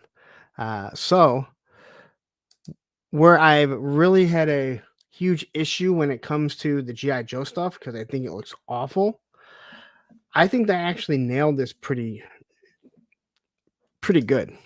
That M16 is a little big. I'm not going to lie that. Let's see. Kenzo says Merle didn't give a fuck, man. 3-star says, how the fuck can get these face sculpts right? They're real. That's what I'm saying too. I'm with you. I'm with you. Like, this is a real person, but they couldn't get like, hey, this is the classified. We've already done it for you. Just shrink it down. They get it completely wrong. But again, I think this looks really good. So if you're into this, I think it's I think you'll enjoy it. And Matthew's saying their 1/12 look way better than their 4-inch. I don't know. I don't think any of them look really good. Alice and Troy jumping in here, who will be the person that is helping me during the May the Power of the Force. So again, reach out to her or me if you want to be involved, because we need at least 31 people. That's our goal. 31 people. So there you go. There's everything that you get with it. Again, this is a 4-inch figure, Matthew. So this is what I'm saying. Like, their 112 doesn't always look better than their 4-inch figures. This looks really good. Now I don't know why they only give him an extra hand. Oh, that's why. Travis Fureborn jumping in here. Did I say that right? No, Fureborn. I think I said it right. Many forums and Facebook posts are getting joy and scaling others about the tariffs. Thanks for explaining what is actually being tariffed, and that it is not the MSRP. Well, when we get to it, it's driving me nuts because people thinking that you're gonna have to pay $400 to get your Rattler, which all right, it's already been paid for. So whole different things. Anyway, but you're welcome. On to some NECA. There's actually a lot of NECA news. So I know I don't talk turtles. I didn't know that these were turtles. I did not know that these were part of the turtle line, but I think to me they look more like they are part of Scooby-Doo. But I thought the ghost one actually looks pretty cool. It is a 2-pack. So I had already started like saving everything before I realized it was part of the turtles. But I don't think that this has to do that you would have to use these for turtles. I think these could be used for other things. So I have no idea what this guy is, but he looks like he should be a villain in Scooby-Doo. Maybe I'm wrong, but yeah, that looks like one of the Scooby-Doo monsters. From Gargoyles. I don't know about that. I don't see gargoyles at all in here. Unless I'm missing something.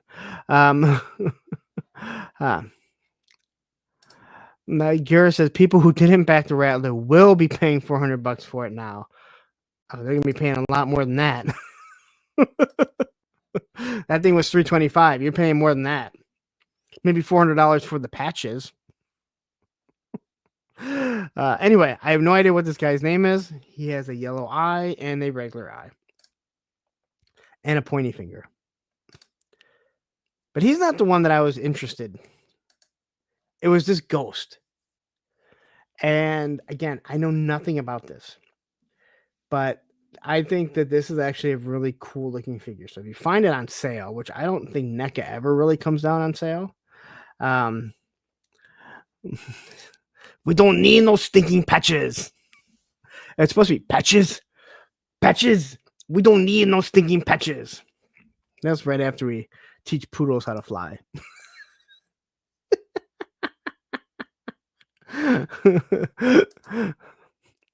But again, I know nothing about turtles. That's why I don't talk about them. They don't interest me.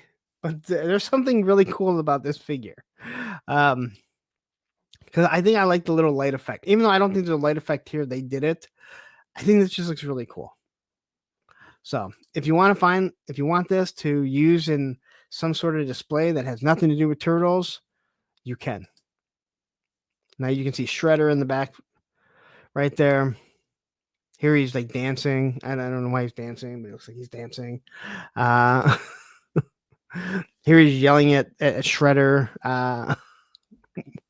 Wait, did Shredder train a ghost too? Anyway, and so this guy, I think he's a good guy. I don't know. I really don't know anything about this. So, 91 people watching. Please hit that like button if you haven't. Please hit the subscribe button if you are so inclined to, and you're like, hey, you know what? You're actually pretty entertaining. I don't know if I am. All right. So here's everything that this does come with. It looks like they both come out of the genie bottle. He has a stick of dynamite, a sword, a lot of pretty cool accessories, to be honest there. So I think NECA still does give you some really nice accessories. That's enough turtle talk. So now on to a little bit of Beetlejuice, which I guess this is from the new Beetlejuice. And from what I understand, people really don't like the new Beetlejuice. I have not seen it, so I cannot speak on it. I'm not a huge Beetlejuice fan. I do enjoy it. But yeah. Gareth Widger says, UPS just dropped off the NECA Jaws game, so now I have a big-ass shark to attack my eels and torpedo. Before you do anything, make sure NECA didn't send you 2 of them, because they might get mad at you if they accidentally screw up and send you too many things. Make sure there's not like an extra NECA sticker in there. They might want it back. Just be careful. So anyway, here is Beetlejuice. I haven't seen the movie. I mean, I can see the likeness there, considering I do know who the actor is. He's Batman. The articulation looks like NECA, not the greatest, for sure. And Jay Astro says, new Beetlejuice movie was weak, 4 out of 10. Again, I haven't seen it. I think most people that saw it said it was okay, but it didn't have heart, didn't have soul to it. Allison, I am with you 100%. He is the best live action Batman. Allison says, I thought it was 9 out of 10. She might just be arguing with you. I don't know.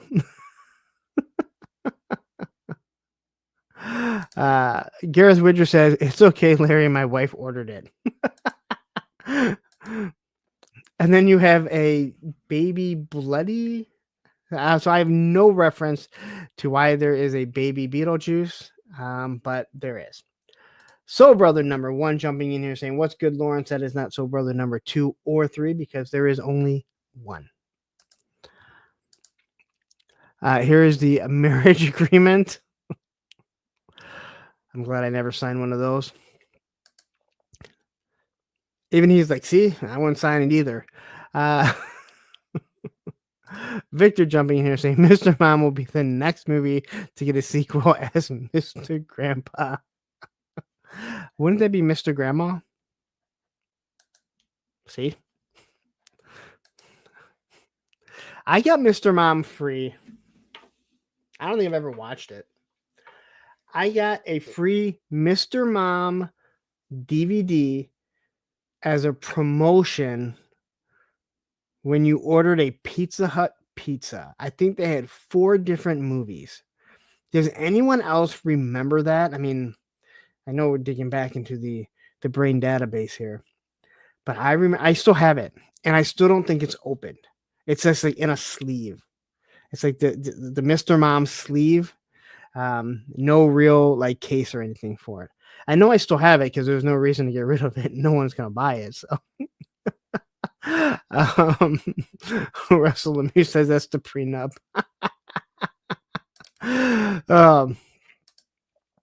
Anyway, there's the new Beetlejuice. If you are interested, you can go get it.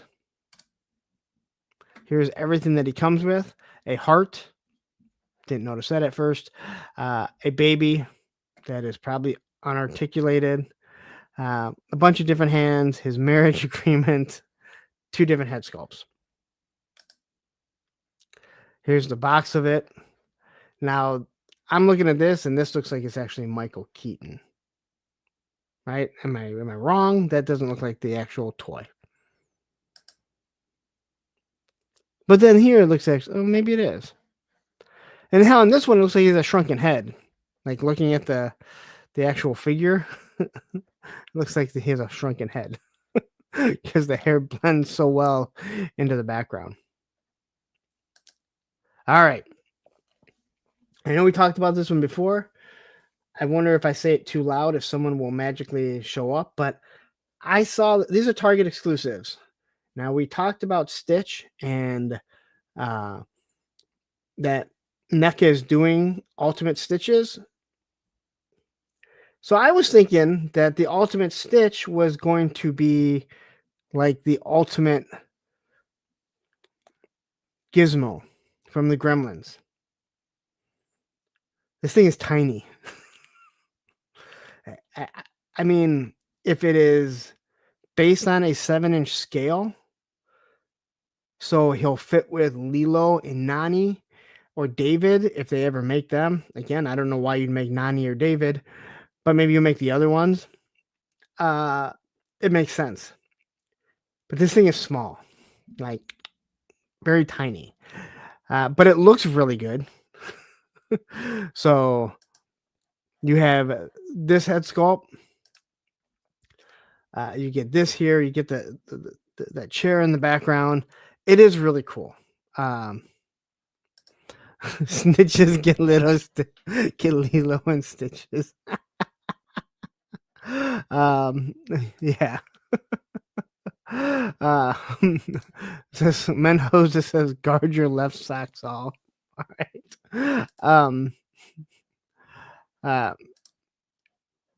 G.I. Jetman says 89 Batman figure looks more like Keaton than that Beetlejuice figure. Well, they're both supposed to be Michael Keaton. Anyway, this is pretty cool, and you guys all know my daughter absolutely loves Lilo and Stitch. She loves Stitch. I don't know if she loves Lilo so much. But yeah, this is a Target exclusive, and I know because if I didn't chop off the top, you'd see the Target logo at the top of everyone. Sean Jones here says pre-orders Eve with the Punk help everyone set their alarm. Not only set the alarm, just watch, because shortly after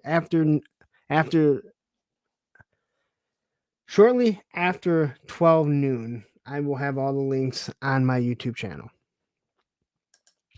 So anyway, there's Stitch with his down ears. See here, you see the little Target logo right up here. So I don't know if this is going to be Target exclusive right now, and then it'll shift over where it becomes available to everyone. They do that with the Holothon a lot. But I mean, I know if I say they nailed his sculpt, his likeness, someone's going to say it's hard to screw it up, but we've seen Super 7. So 3 different head sculpts. One body here, guitar. Look, no microphone. So it's not just classified that doesn't give microphones to singers. It's NECA also. But it has different heads, hands, hair, eyes, ears. So you can make a whole bunch. It looks like you can change them around. So that's actually pretty cool. So if you're interested in Lilo and Stitch, there you go. And there's everything that he comes with. Again, for me, this is something that I have to pick up for my daughter because she enjoys Lilo and Stitch. Whew. All right. Take a quick drink. I'm going to take a quick break. 78 people watching. As many of you know, I now have a show tomorrow that I do called Circle of Jerks with Baldy, Speck, and the Island Viper Terry. And when one of them or one of us can't be there, normally Tony's Figs will fill in. He will be filling in. Also, shortly after that, my moderator, Ed, does a show with Travis, Mr. Wonderful, on the Toilet.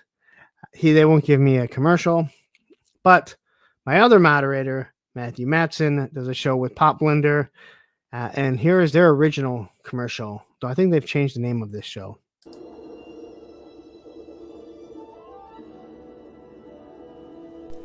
Idiots! Incompetent buffoons! What is it now, Commander? Consummate morons, incapable of coherent thought! Are you watching that show again? Yes. Why didn't you just watch Pop Blender and Matthew's discussions, news, reviews before the show came out? Whether you agree or disagree, the perspectives provide enough context to know if the show or movie is worth your time or not. Yes, I know.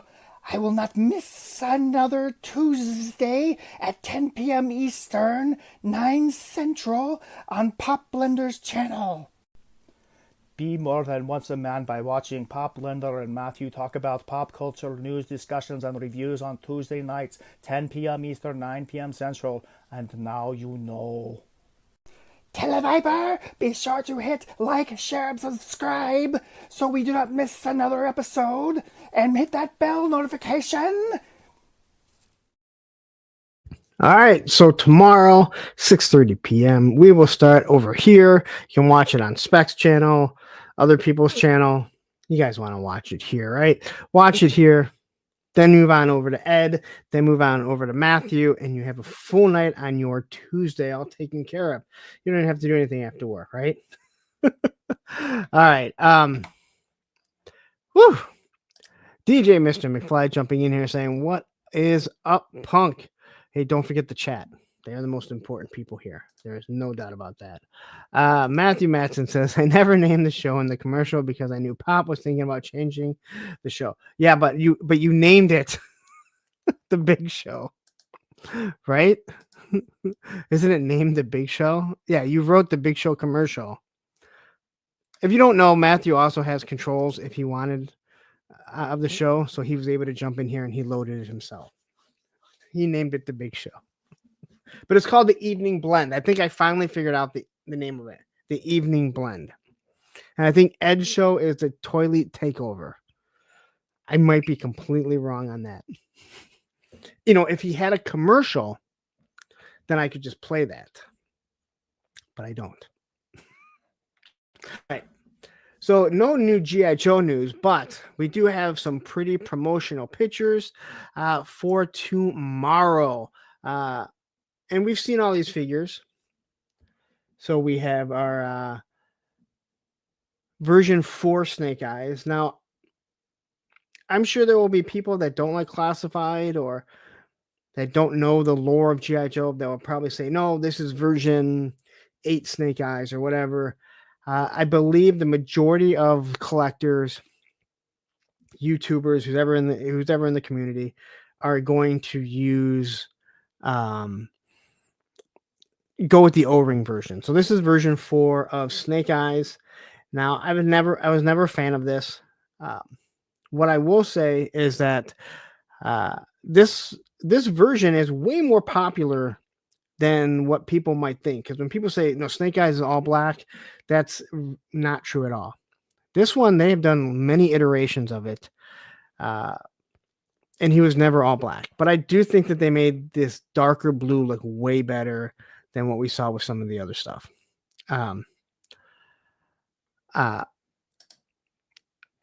Matthew says, nope, I didn't call it The Big Show in the commercial, but the video file is, yeah, that's why when I see it, that's what I was saying. Ed says, if I had a commercial, what would you complain about? You don't think that I could find something else to complain about, Ed? I mean, come on. I don't not need your commercial to find something to complain about.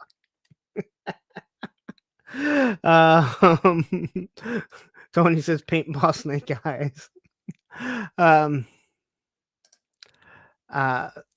3-star says, I messaged you a few minutes ago. The promo pics are out. Wait, aren't these the promo pics? Oh yeah. Why? I can't go through all that stuff. I have some. Damn it. Well, we'll just talk about it tomorrow. Tune in tomorrow when we go through the promo pics. If Baldy Fucks actually does his job.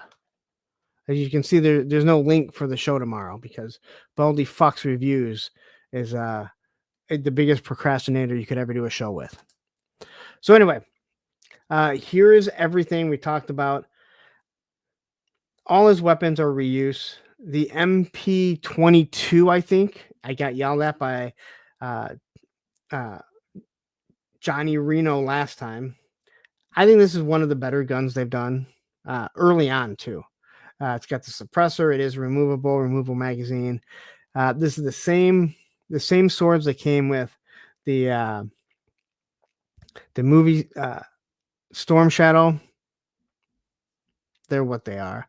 And then the grappling hook, they basically only gave them because the O-ring version had the big giant grappling hook. Nobody fucking uses damn grappling hook.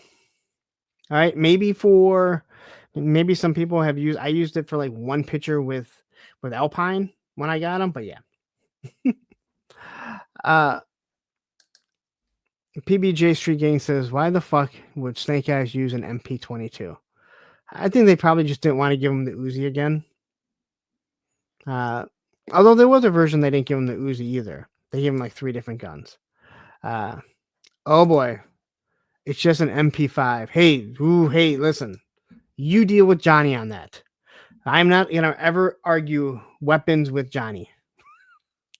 All right. Here is the very boring box. I think most of us agree. The boxes are boring. And I think the only reason why it gets brought up that it's boring is because when they went to the plastic free, even before that, they put a lot of pride into these boxes, and then they made them just very boring. It is what it is. I'm opening my toys because that's what toys are meant to be done. Viper Scout says, is the claw still getting pre-ordered tomorrow? Haven't seen any images of it. I don't know, because I thought they were all going up at the same time too, but I haven't seen anything. Let's see what 3 Stars sent me. Okay. Let's see here. 3 Star just messaged me to tell me that they put the stuff up.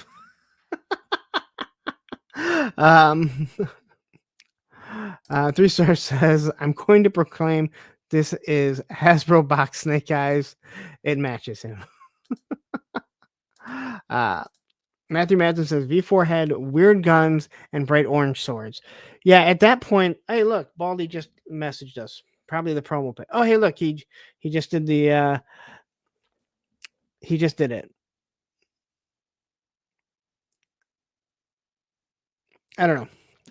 So I guess there is a link for tomorrow's show. I'm sorry. This is me being all over the place. So anyway, here is the back of the box here. 165.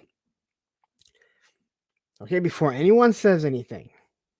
Well, first off, this is not a deluxe box. I cropped off the bottom. So before anyone's just going, wait a minute, is this a deluxe box? It's square. I just cropped off the bottom so we can have a little bit bigger picture. I do think we will eventually get a Fang. This here, looking at it, this looks to be the Walmart exclusive 4-inch ones that they did a few years ago. So I do think that we're going to get it. Look, even Snake Eyes just left that stupid grappling hook behind. He's like, I don't need it. Plastic Battle says it's a Pulse exclusive. These images are from sites other than Pulse. Okay, thank you. The only reason why I wasn't sure was because Chris from the Full Force hadn't had anything up, and we know he normally gets things before anyone. So PBJ Street Gang says Claw is going to be scalped to hell and way and back anyway, so why bother? I don't. What do you mean? Why bother? If you want it, just be there and get it. The stuff hasn't been hard to get. If you're there at 12, you'll get it. I mean, that snake armor was there for a few hours, and then it sold out. Delta 17 is here. You'll probably be getting a message from someone trying to find out exactly how much an action figure costs to make. It was a wonderful discussion that we had earlier. It got to be annoying. Anyway. So again, another wonderful shot from, I'm assuming, Shooting the Galaxy. You get the 3 little fangs. I've talked about it before. We didn't realize this. I mean, some of us kind of speculated, but I don't think we really believed. The stuff that they normally are putting in the back of these photos is something you're eventually going to get. No one thought we were going to get a polar bear. We got a polar bear. No one thought we were going to get a Rattler. We got a Rattler. We're still waiting on that version of Storm Shadow that we were supposed to get, and I think we eventually will. J Soul Art says that vest is screaming for some custom paintwork. Yeah, I'm with you. It's one of those things where they kind of left a little bit out, They left a little bit to be desired for sure. So, whew, man, I'm looking for everything right now. Here comes the money. Here we go. Money talk. Here comes the money. Pop Blender with the $5 tariff charge. Just got out of work and I'm hearing Punk make fun of my show. I thought my rent payments shield me from criticism. Not, who am I kidding? I wasn't making fun of your show. I was saying that I think they changed the name. I think you guys changed the name. Lone Dragon is jumping here saying we're getting Seaworm. Woo-hoo. That's an interesting one. I'm wondering if they would do something like that. But they seem to be going in pretty deep with with that episode. So, and then Shark Eyes is jumping in here also. All right. So here we have Monkey Wrench, and as we can see, he does have removable glasses because, yay, their glasses are so awesome. My question is the trident, which I'm assuming is removable. I would assume that it will be removable the same way as the Alley Viper's grappling hook is.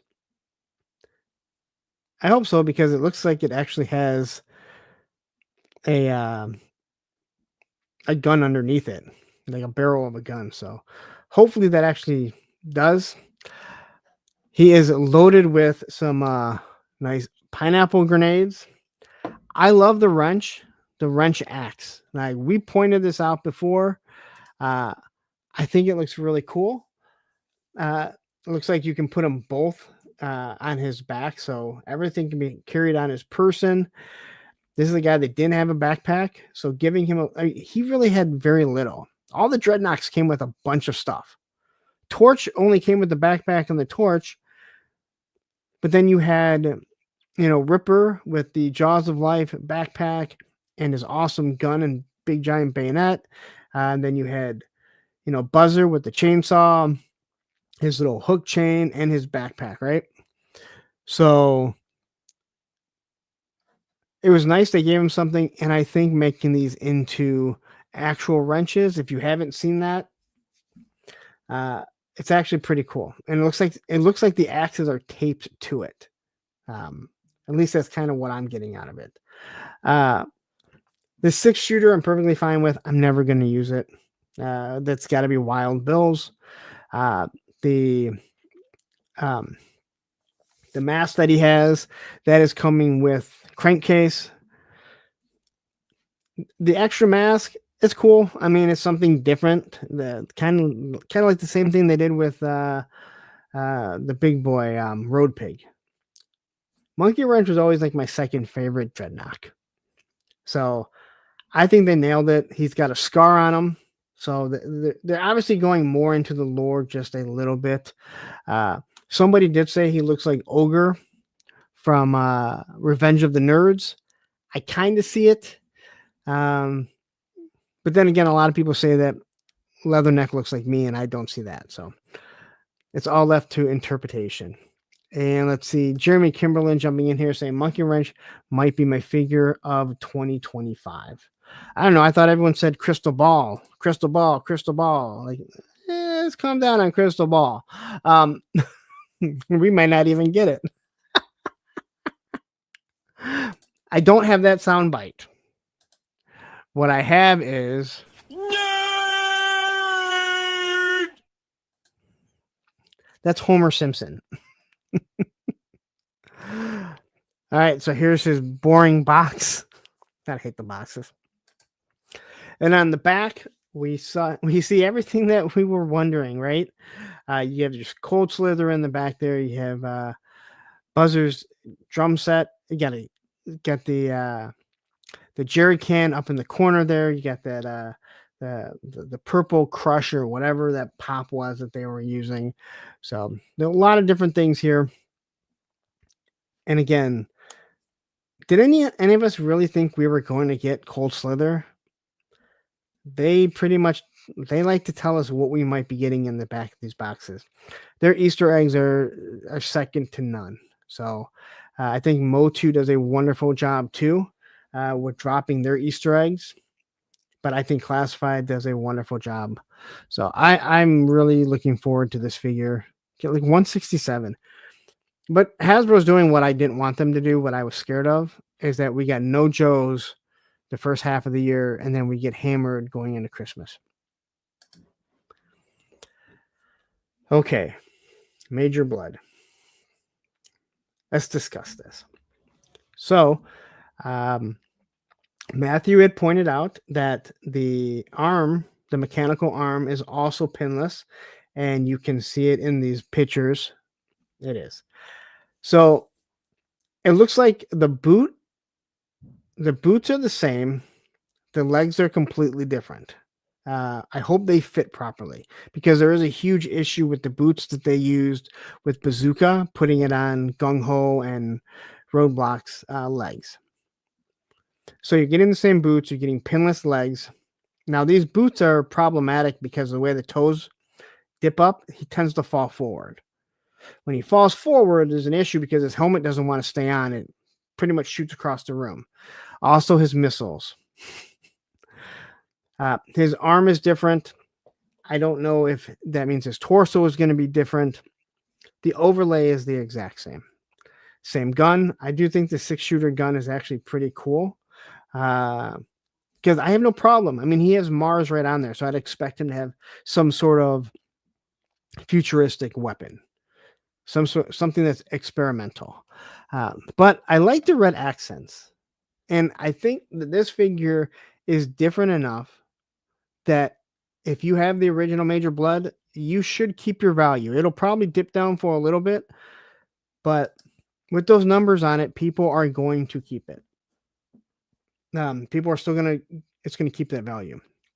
So here's the back of him. I don't know why he has a glove on his mechanical arm. That doesn't make a lot of sense. Graf says, never owned the original 80s Major Blood, but is this what he was like with the mechanical arm? Yes. So for some odd reason, they made a mechanical arm on the original one, and it didn't bend. Literally, his hand was like this, literally closed. So you could just put his gun in, so you never had to worry about a thumb breaking. And his arm just moved up and down. It was really weird. He watched Return of the Jedi too many times.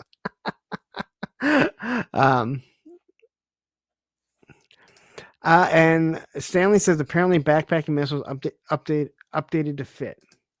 Well, I don't know about that, because this looks like the same design as before. I hope so, because these missiles, if you still have your missiles, good for you. I have two Major Bloods. Luckily, I still have all my missiles, but I guess, risk to lose 2 if it comes down to it, where I still will have a complete one. Viper Scout says it's to Patho's arm when he fire. It's to protect. It's to protect arm when he fires the rocket. Well, isn't that what the whole point of having the mechanical arm is? Yeah, I believe the legs are at least outbacks. They have so many different bucks. I don't even look. I don't even try and figure that out anymore. I let other reviewers, other YouTubers, they can do that. I don't think most people care. I could be completely wrong. So, but yeah, I don't think that they've updated. I don't think that they have updated the missiles in the backpack. I hope they did. And maybe they said somewhere that they did, and I didn't see it. Alex Martinez says, I'm still waiting on the Red 10 speed bike for Shipwreck that was displayed as an Easter egg. Okay.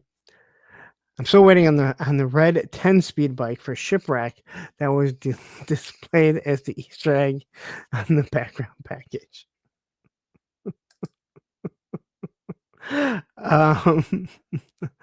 Yes, Menho's yes, tomorrow these all go up. So just stay tuned to the channel and I will have it all updated. So here you can kind of look at it. Again, there's just a little bit of red in it. You can see where's the pinless joint on some of the other pictures. So they did redo the arm, which I'm actually kind of surprised by. But again, this was something that I when Travis Moody did an interview with them, he asked, "Hey, does anyone have any questions?" I said, "Would you ask them if they'd be willing to go back and redo figures with new books? Now that there's new tooling, there's most of them are pinless." And there was a question he said they wouldn't answer. And the next thing you know, within the next 6 months, all we see are redos of figures the same way they do Stormtroopers, Darth Vaders, Wolverine, Cyclops, all those guys. Well, G.I. Joe's doing the exact same thing. So, but I do think this looks good. I like the red.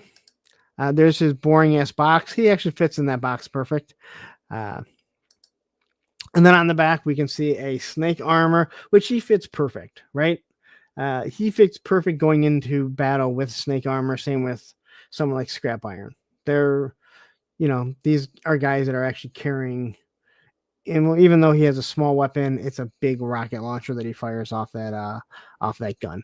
So, if you don't have Major Blood, it is such a good figure. It is such a good face sculpt. One of the best still.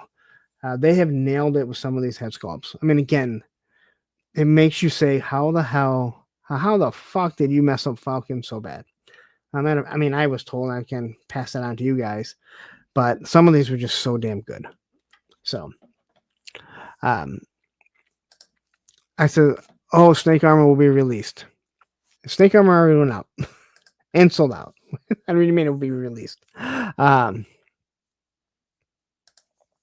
So Viper Scout says, I think originally it was supposed to be armor, not a robotic arm. Yeah, if you look at the original, the O-ring, I would agree with you. It probably looks like it is supposed to be like a shield. I didn't realize as a kid, but it makes total sense that this rocket would pretty much blow off your arm. And here we have the armored Cobra Commander. No, not the hooded Cobra Commander. And I pointed this out. I know I pointed this out last Tuesday, and I think I also pointed it out on my last Monday night show. So when we first saw the digital render of this, something looked way off, and everyone was pointing out the different lines, because the original Armored Cobra Commander has a lot of hard lines, a lot of not 90-degree angles, but a lot of points to them. But the helmet flared out on the original. In the digital render, it seemed very round, almost like a Stormtrooper helmet. When I look at this one here, even though it doesn't flare out, it also isn't round like a penis head either, where the digital render was. So I think this actually looks way closer to what we got as a kid. Again, I don't think we need to have the exact duplicates. I do think Cobra is a little different because it's not based in anything realistic. G.I. Joe is based off the military, so it makes it, this thing would be updated. I don't know how you update a suit because we don't know what an armored suit for Cobra Commander actually would be like. But looking at everything here, I think this does look good. He has a diaphragm cut, which I know most people like.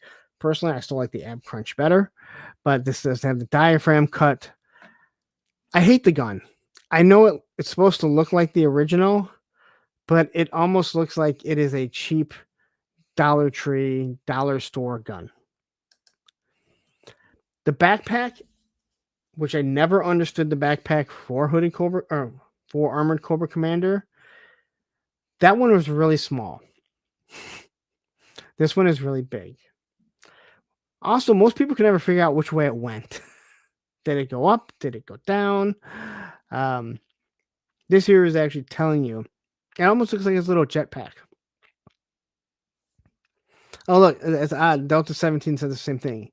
Is it supposed to be a jet? I don't think it is, but it almost looks like it is here. And Matthew says the helmet looks a bit too small. Possibly. I mean, it's hard to say until you actually see it. Yes, Chrome Penis Head Coco. He's not, though. Not anymore. He would have been. The Nerd Alert says, "Is it me or is classified looking cheaper these days? I still love it, but these shots don't help." No, I don't think they look cheaper at all. I think that they look exactly how you expected. So I don't see anything cheap other than I think the gun, because they tried recreating the gun. I just don't think it works. It just, but I also didn't think the original worked either. This is a gun that will get holstered, and I'll find a different gun for him to use. I may or may not have 1,000 different guns that I can use. Back there. So here's everything that he comes with. This is one they should have given the world domination hand. They should have made that for him, because then you can use another Cobra Commander. The iguana is Serpentor. Now, we had this discussion on Tuesday. Spec said that is not him.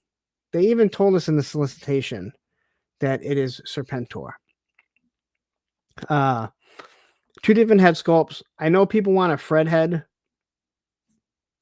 I don't care. I have a Fred head, like right here. Like everyone, you get a school guy, go by Agent Venom. Not only is it a good figure, but you get this Agent Fred. And then you can be happy and be like, oh, hey, look at this. I have Agent Fred. I have my Fred head. But I think it looks good. Here's everything that he does come with. And yes, to the fucking moron who in one of the G.I. Joe forums said, oh, great, they're giving him a pet, and that was going to add $10. You're a fucking moron. I don't know who you are. I don't remember your name. They've had a lot of little pets. Spirit is one of them. The pet does not add to the price. Not like this. Junkyard, Order, Timber, Fiona. Yeah, those are actual articulated animals. So they add to the price. This was not. Polly was one of them, yes. I didn't want to name Polly because he was so lame. Matter of fact, that head pops off. Isn't the head? No, the head pops off of Freedom. But anyway, yes. But yeah, this is not an animal, like an animal 2-pack.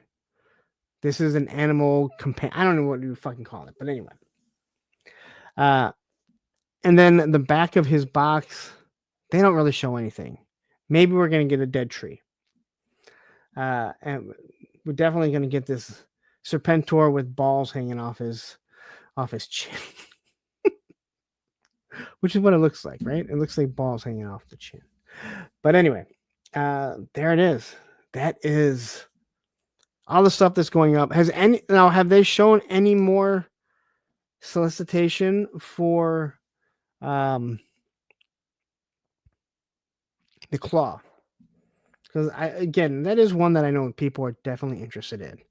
DJ Mr. McFly says the 25th anniversary version came with an Uzi like Snake Eyes.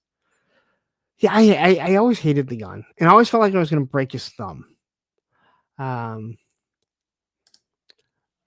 Jason Lord says, how does the head fit on the Crimson Guard figure? You have to use some sticky tack. A little bit of sticky tack. It fits perfect. Matter of fact, it looks better as long as you don't pull the neck off.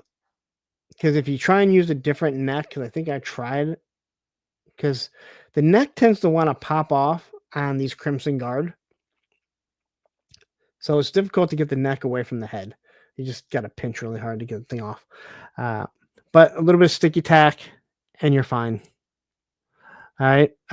Unfortunately, some fucking moron, and I don't know who it was, so I can't call them out, or I would, decided to change the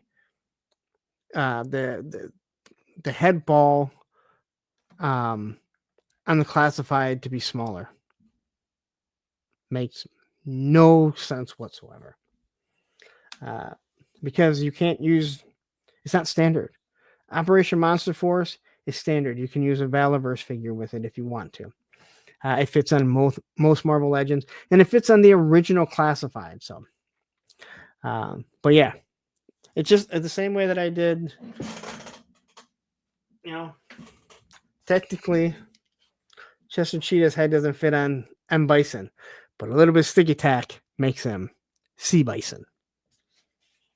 Still my favorite. Kit Bash. Nerd Alert says, I like that punk. Looks great. Thank you. And again, it's not just buying that Agent Venom to get the head sculpt. The Agent Venom is actually a pretty good figure. And if you're like me and you want to use them for something different, like for Serpentor, or you can use them for Cobra or whatever, it works pretty well. All right. Andrew Taylor says, someone is making set up ball adapters for Classified. That is Top Fun Retro Toys. So yeah, he never sent me any. You still have to get the neck out, and sometimes the neck's kind of difficult to get out, unless it's Operation Monster Force. Then the Fresh Monkey Fiction stuff comes off almost too easy, to the point where you struggle then to get the head away from the neck. I've heard of people say that. J.I. Jetman says, what happened to the Ostriker? I know everybody hates, but I like it. They just haven't showed it yet. I mean, they showed the digital renders, but they have not shown an actual in-hand product. I'm assuming San Diego Comic-Con will see it, because we do have what is it, Yojo June, where they normally don't show anything. They start showing stuff in they put stuff up in July.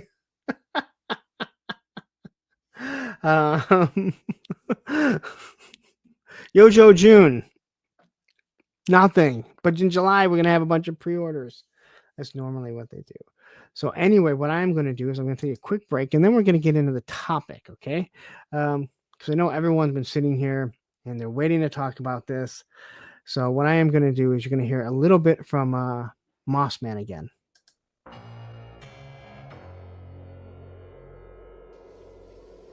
Oh, hey guys, what's going on? Mossman, what are you doing back here? Oh, you see, so Skeletor, he had to go to the grocery store. He had to go buy more barbecue Pringle chips.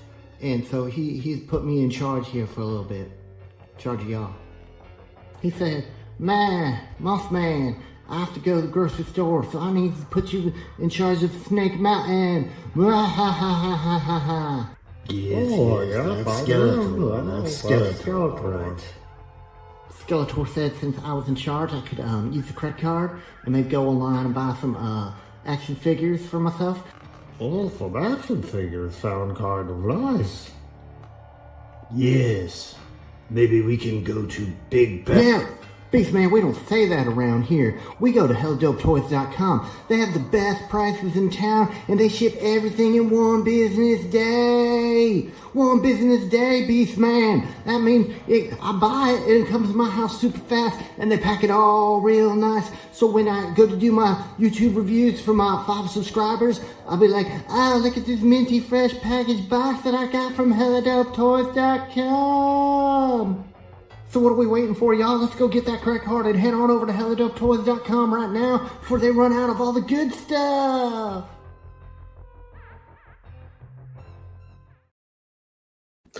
All right. So that was the last message from our sponsors. All right. So I'm not going to talk about politics because, again, no matter what, if you're going to talk tariffs, there is going to be price affected by it. But there's been so much fear mongering. And unfortunately, some of these people are just doing it to get a rise out of people. They're doing it so they can say, I was first.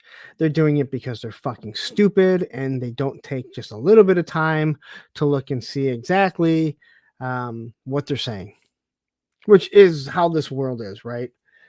We have specific YouTubers that love to break news, and half the time they will not do their research and see if it it has any merit to it. Um, yes, Matthew.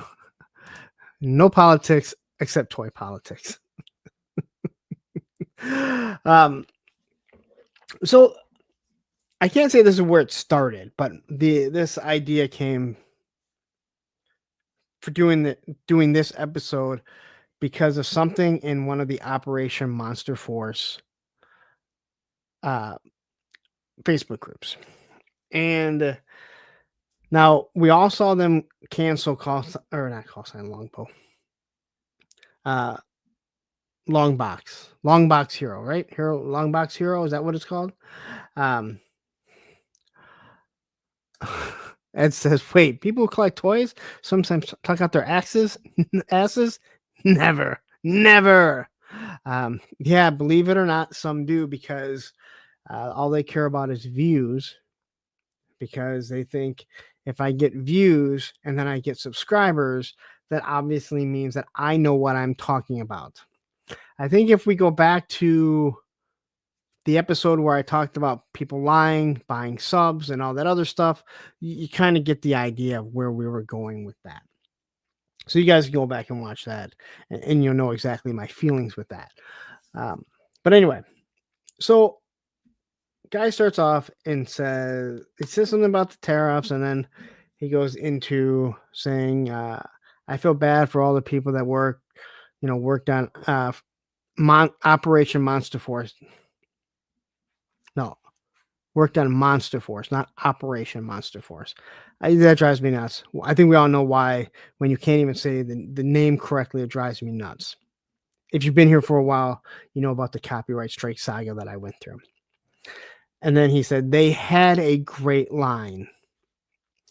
Now, he clearly was trying to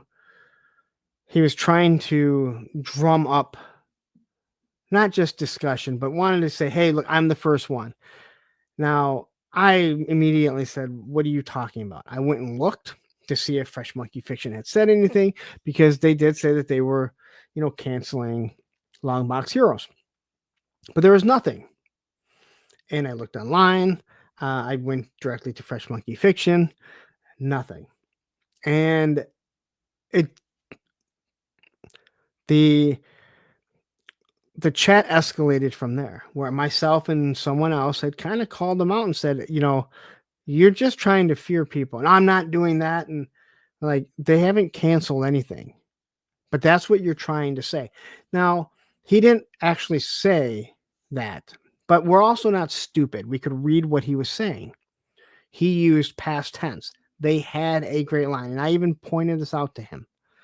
And we kind of went back and forth, and he said, Punk, I don't know why you're doing this. I thought you were cool. It has nothing to do with being cool. And I even told him, I go, this is one of the issues. People run with something, and what it does is it starts this stream of YouTubers in the toy community that they want to sit down, hit record, hit live, and say what is being said and go, this is what's happening. I'll say it again. It goes back to, no one understands how much time I sit behind here, or Ed sits behind, in this chair, or others. And there are a lot of YouTubers that do a wonderful job. They take the time, they look and see, they don't use clickbait. And then there are other ones that they just see something in a forum, on a G.I. Joe group, Operation Monster Force group, Fresh Monkey Fiction, whatever, and that's what they go with. And it starts a chain reaction of people that don't know what the fuck they're talking about, but they want to be first. They need to be the guy that break the fucking news, right? I watched it when I was doing sports, right? When I ran a sports message board. I don't know what word I just said. And people needed to be first to break news for trades that never happened. This is exactly what they're doing. So because of the tariffs, and I'm not going to talk about that the tariffs will not cause an effect on some companies, but it will. But there was nothing that Fresh Monkey Fiction, who now has the backing of BBTS. I think it's only a matter of time before Fresh Monkey Fiction is fully consolidated to be Big Bad Workshop. I think the writing is on the wall. And you instantly had guys like in the chat. Some of the people didn't know what they were talking about. People were like, oh, wow, this sucks. But the people that actually took their time and asked and said, what are you talking about? Like, you're trying to drum this up. No, that's not what I'm doing. That's exactly what you were trying to do. It finally got to the point.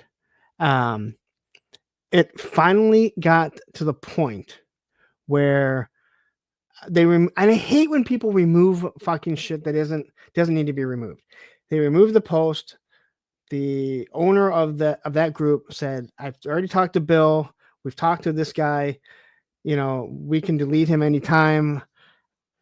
But why did you remove it? All you had to do was freeze it, say, hey, you know what? This is what was said. No more comments are going to be, but you leave it there so people can read what was said. Again, screenshots are a bitch. They're always there. Black Gang is here jumping in saying, sending good vibes to the chat.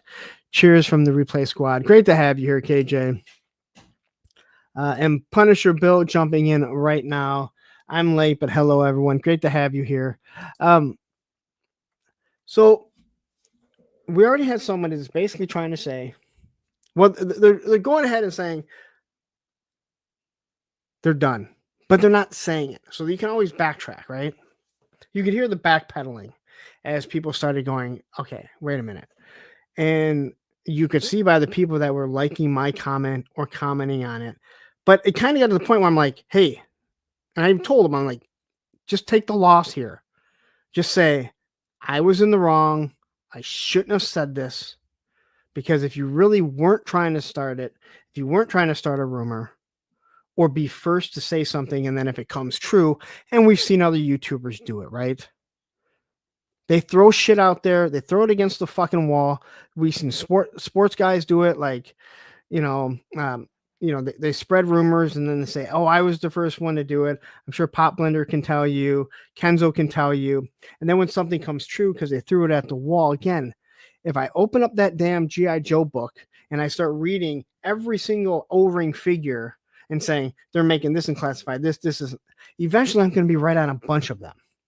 And that's what a lot of people are doing. Pop Blender says, I tried to have a conversation about it one night.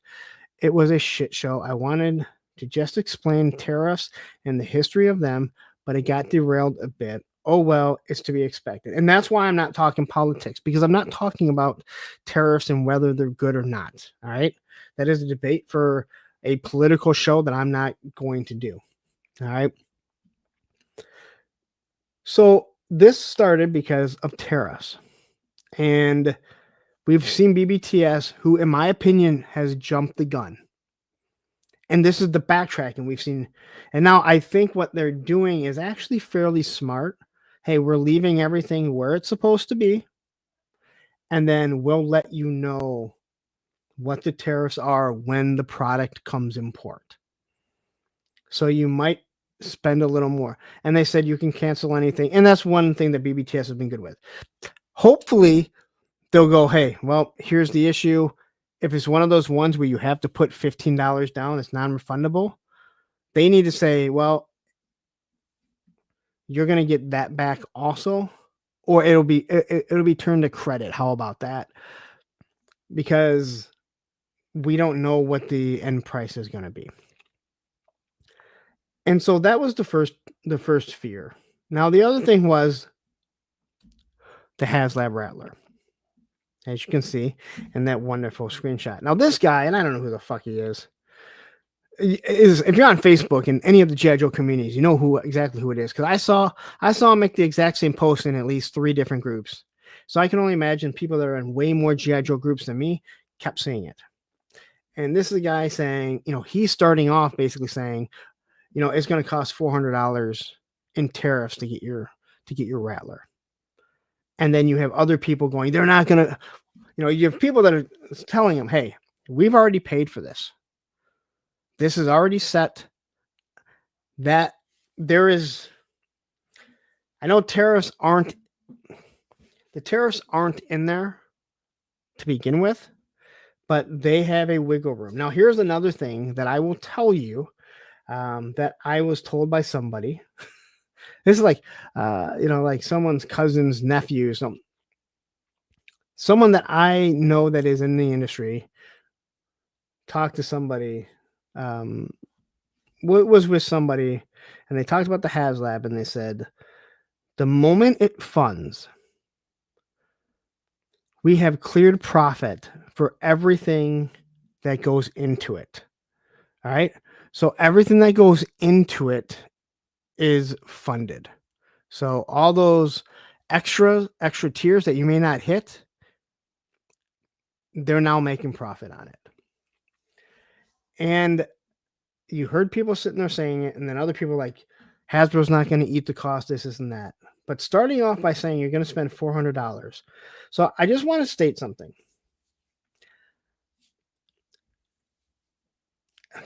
How do we do this? If something costs $100, let's say a toy cost MSRP $100, and there's $125 or 125% tariff on it. It does not mean that the figure is going to cost $225. It is a tariff on the production cost of this.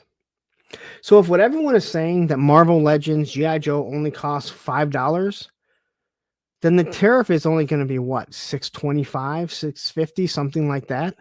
Yeah, it's going to raise the price of your classified and everything, but it's not going to over double it like so many people are saying. So even when the Rattler comes over, and let's say these tariffs are in place, because there's a good chance they won't even be there, right? Hasbro is not going to be eating $400 for every Rattler that comes over, because it doesn't cost $325 to make the Rattler. See, there's this thing that Hasbro wants. It's called profit. We kind of talked about it earlier, right?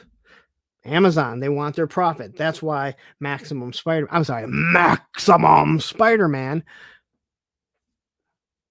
Hasbro doesn't make a $50 profit. Amazon wants to make their profit. And Hasbro still has to pay everyone. And Amazon still has to pay everyone. So they don't want a $2 profit. They want a fairly large chunk of change. Same thing with this HasLab. As I mentioned, everything that I was told, the moment it hits that first, the moment it's funded, every single tier that is available, patches and all, it has covered that. It has covered the price of that. So they are making money on this. Not to mention all the interest they have been probably sitting on collecting because they have it sitting there. Matthew, that's it right there. Brothers, cousins, uncles, nephews, former roommate. So what does that make us? Absolutely nothing.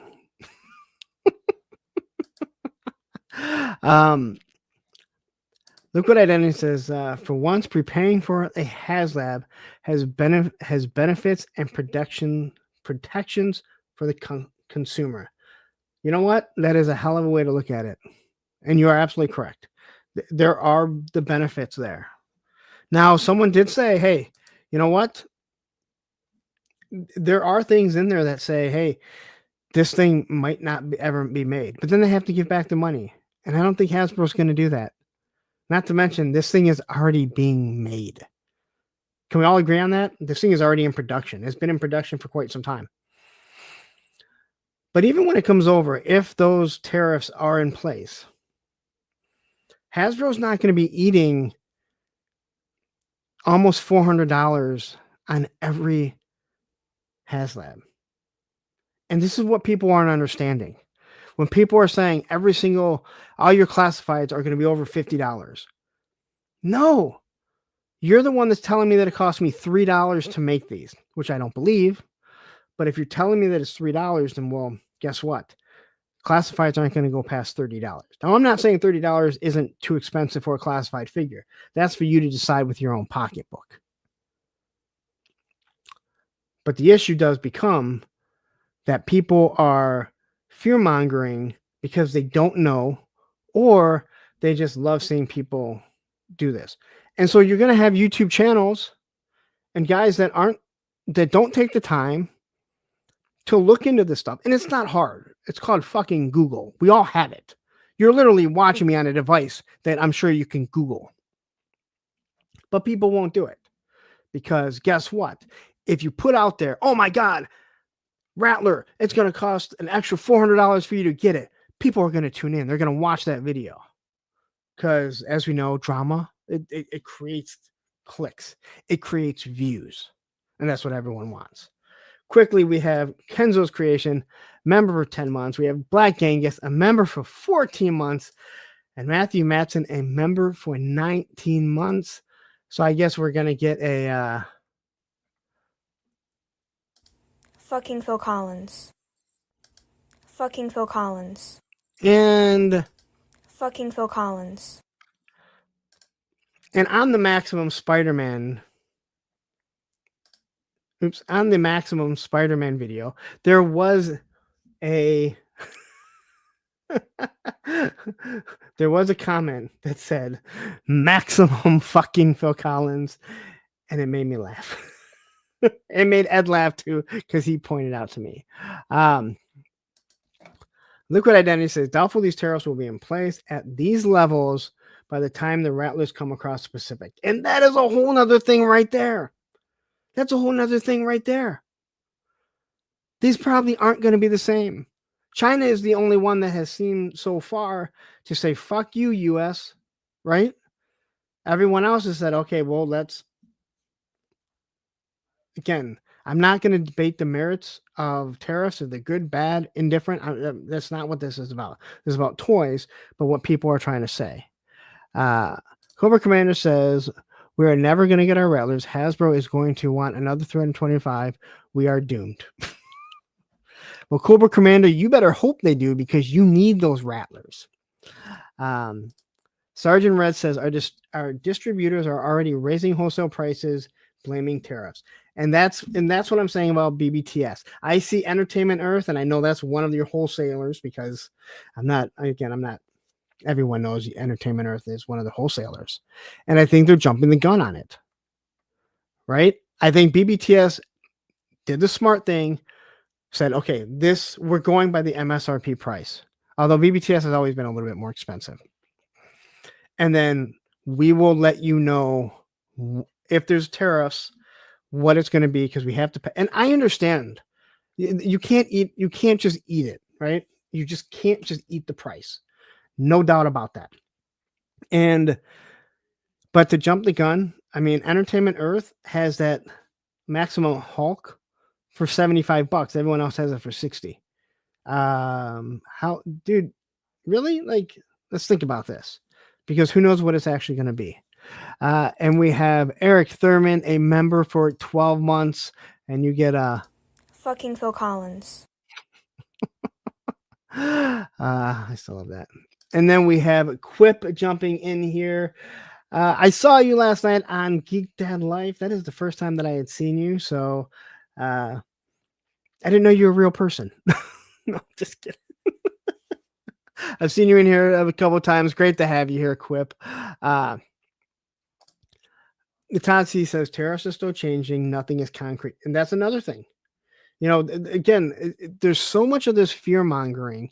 And it's not only fear mongering, it's that people need to be the first. I need to tell everyone this, whether the information is true. And it's not just toys, right? I've talked about sports, right? And I'm sure Kenzo, I know he can attest to this. Pop Blender probably can. You know, everyone that's watched sports knows, like, everyone has to be first, especially with sports radio. Like, they love to be first. But it's one of those things where what you're doing is you're causing people to run out there, do their YouTube channel, and we know who they are.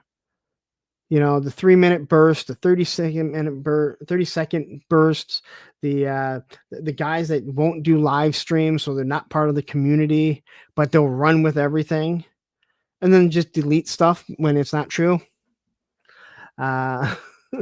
Chaz the Guru says, I tried to explain on someone's post that cried about the toys going up 145%. It is a tariff on the cost of the import, which likely a distributor price, which is even less than the wholesaler price. Exactly. Now, whether or not you know this, I know Chaz is known for his funny fucking memes and shit. He's actually a pretty smart guy. He really is. He is actually a very smart guy. So believe what he says, and because of his race, he's really good with numbers. Papa says, I take a wait and see approach. The doomers and gloomers can speculate all they want, but we need to exercise patience. And see, so this is the thing. People are worried about like the toys and everything. Oh my God, this Hasbro, this classified now is going to be over $50. Okay. If what you're saying is true, that means a $50,000 vehicle that's coming in from China. Well, I guess, again, I don't know what China makes. Kia and something like that. I don't fucking know. I don't buy foreign cars. But a foreign car, let's say 125% tariff at 50,000, you're not going to spend over $100,000 on that car. Right? And that's what I'm not even saying people don't understand. I think a lot of people just lie. I know people lie. Well, we've caught them in lies. I mean, hell, again, I don't know why you'd want to lie. It seems harder to remember your lies than just tell the truth. But you see the community that is up in arms. And again, too many guys will just run out with it. And they have, again, a lot of these guys have big communities. A lot of these Facebook groups, they have big communities. And we've already seen how irrational the G.I. Joe collectors can be, right? I really shouldn't insult them. I'm pretty much growing a base, a whole channel off of them. But man, some of them are dumb. The collector says, this just breaking to offset the increase in tariffs. Hasbro has announced that the upcoming Rattler HasLab will no longer include patches, according to sources. Well, you saying Cobra tariff. I think Quip is laughing over me saying he's a real person. He's a real boy. Yeah, it's crazy. It's off topic. It is crazy when you see someone that's in your chat or maybe in another chat and you don't know that they have a channel, and then you see them and you're like, oh my God, dude, like they do YouTube, and it's not just a makeshift. People probably look at my stuff and they're like, this guy got that many subscribers in that makeshift. Buff88 jumping in here saying, I hope this tariff situation is cleaned up soon or by summer. I got a lot of G.I. Joe pre-orders that is due by September. Well, here's the whole thing. I don't believe normally once you buy something, Hasbro, I don't think is going to jack it up. Like if you bought it at $25, whatever you pre-ordered it, they're going to keep it there. I think a lot of it's going to get taken care of. I really do. With all that said, I mean, Hasbro moved that plant before any of this happened. I think a lot of people were trying to move away from China to begin with. So, we'll see.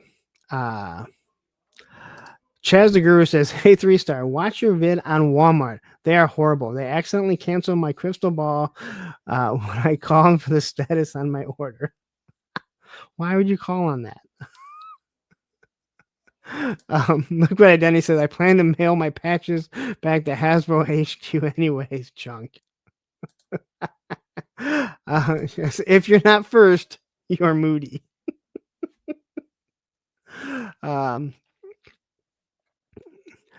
So yeah, I'm quickly going through everything. We're on the patches now. I love it.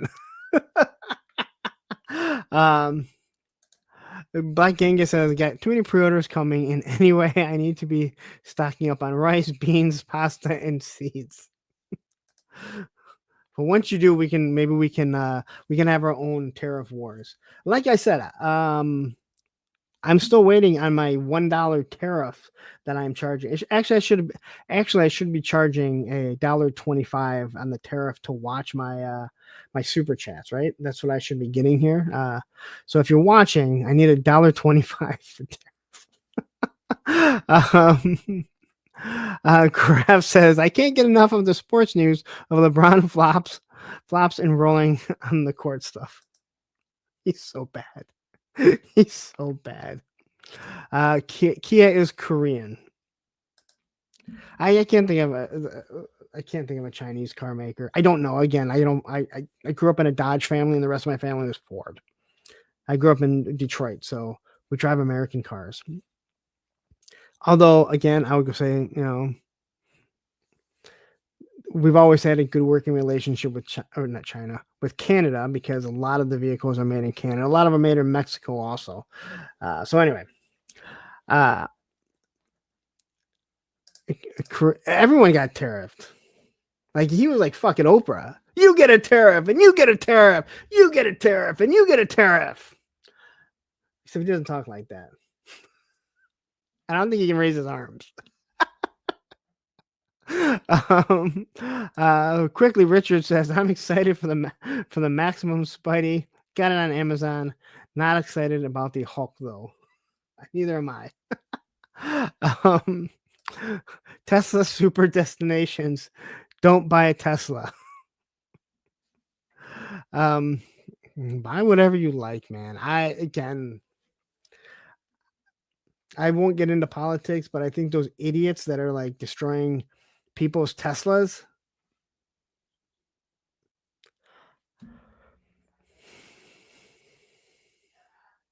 man, you just realize how dumb people are. You really do. It's I mean, I did just do my Picard, the big facepalm. Mike Kinga says Maximum Howard the Tuck 329. Well, no one's gonna buy that, and that will show them. I will tell you that much.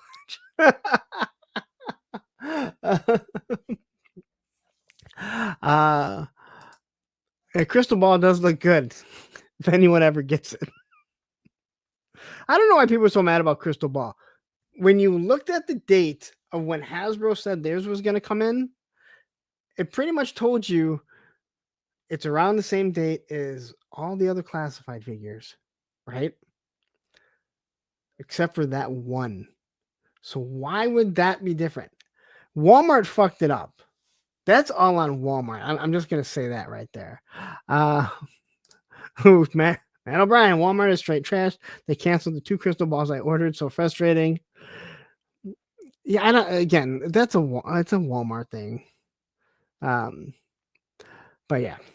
I'm just trying to read through some of these. So I might have to move my collecting to Temu. They had their version of Maximum Hulk that looks more like a Jolly Green Giant. Tesla Super Destination says, when people throw away patches, it will become rare and almost valuable G.I. Joe collectible. I agree. I'm not getting rid of mine. I'm not getting rid of mine. That is for sure. I'm way behind on the chat. I'm just saying that. And quickly we have a Here comes the money. Here we go. Money talk. Here comes the money.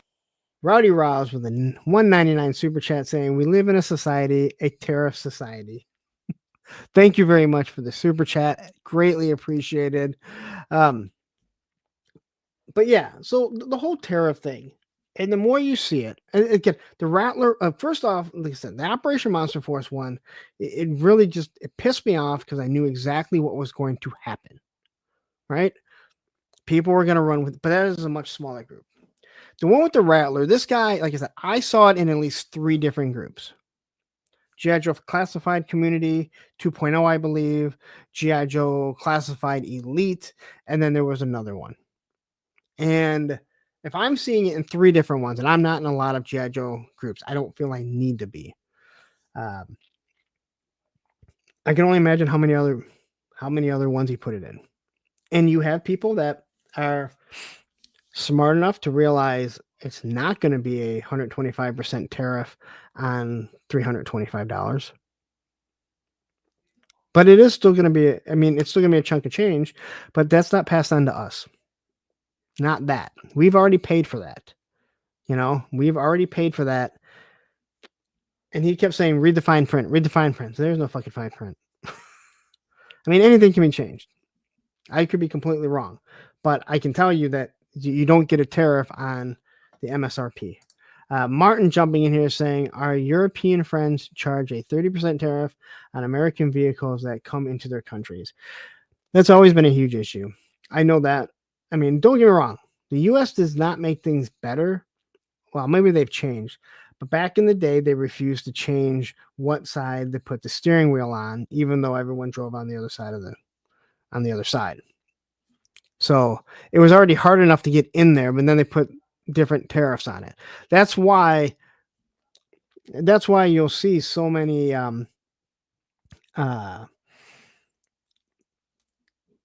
oil guys, the Arabic oil people driving Cadillacs and Lincolns. Like, there's a super luxury over there, where BMW is just like a common standard Dodge Neon. I know they don't make the Neon anymore, but you kind of understand. The Mercedes is the same way.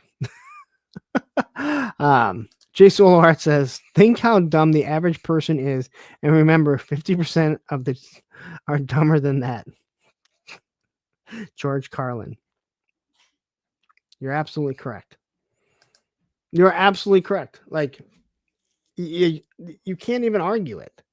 And so much of this is just really, again, it's easy. You just have to look at what's going on, do a little Google search. Anyone that thinks that the tariffs are put on what we pay, like the end, like that percentage of the tariff is on what we're paying right now. I wonder how any of these people, like, how do they function in society? But again, if you're first to the news, it doesn't matter. If you're a YouTuber and yes. Any contact solution. Okay. I think. You need it right this very second. No, I'm for tomorrow. Okay. Everyone, Olivia needs contact solution. BioTrue. Yes, Olivia needs contact solution. She must have totally missed that I was doing a live stream. No, I didn't. Oh, no, she didn't miss. She just didn't care. Can they even hear me with your new mic? Can you guys hear her with the new mic or not? My angelic voice. Well, you're angled right at it, so it's probably a little bit lower. Eric Thurman, Dodge Neon was my first brand new car. All right, just leave it there and I'll try and remember. Jad Jetman says, yes, rulers. Quip says, we can hear her angelic voice. Oh, awesome. Did you hear that? Oh, awesome. You gotta goodbye. I love you. I'll see you in the morning at 6 when I wake you up. You gotta love a kid that just doesn't give a fuck, because you know what? That is what you need in this world. You just gotta just not care, right? I think that's just the best. I think it's awesome that not only does she act like that, but you guys just, you're like, cool. Your daughter's coming in here. I think it's awesome. Ed says, last time she needed something, a ruler, you went and bought 20. So maybe she's being smart. I only bought, let's see here. There's 1, 2, 3, 4, 5, only 7. And look, it's a rainbow of fruit flavors. It's like fucking Skittles.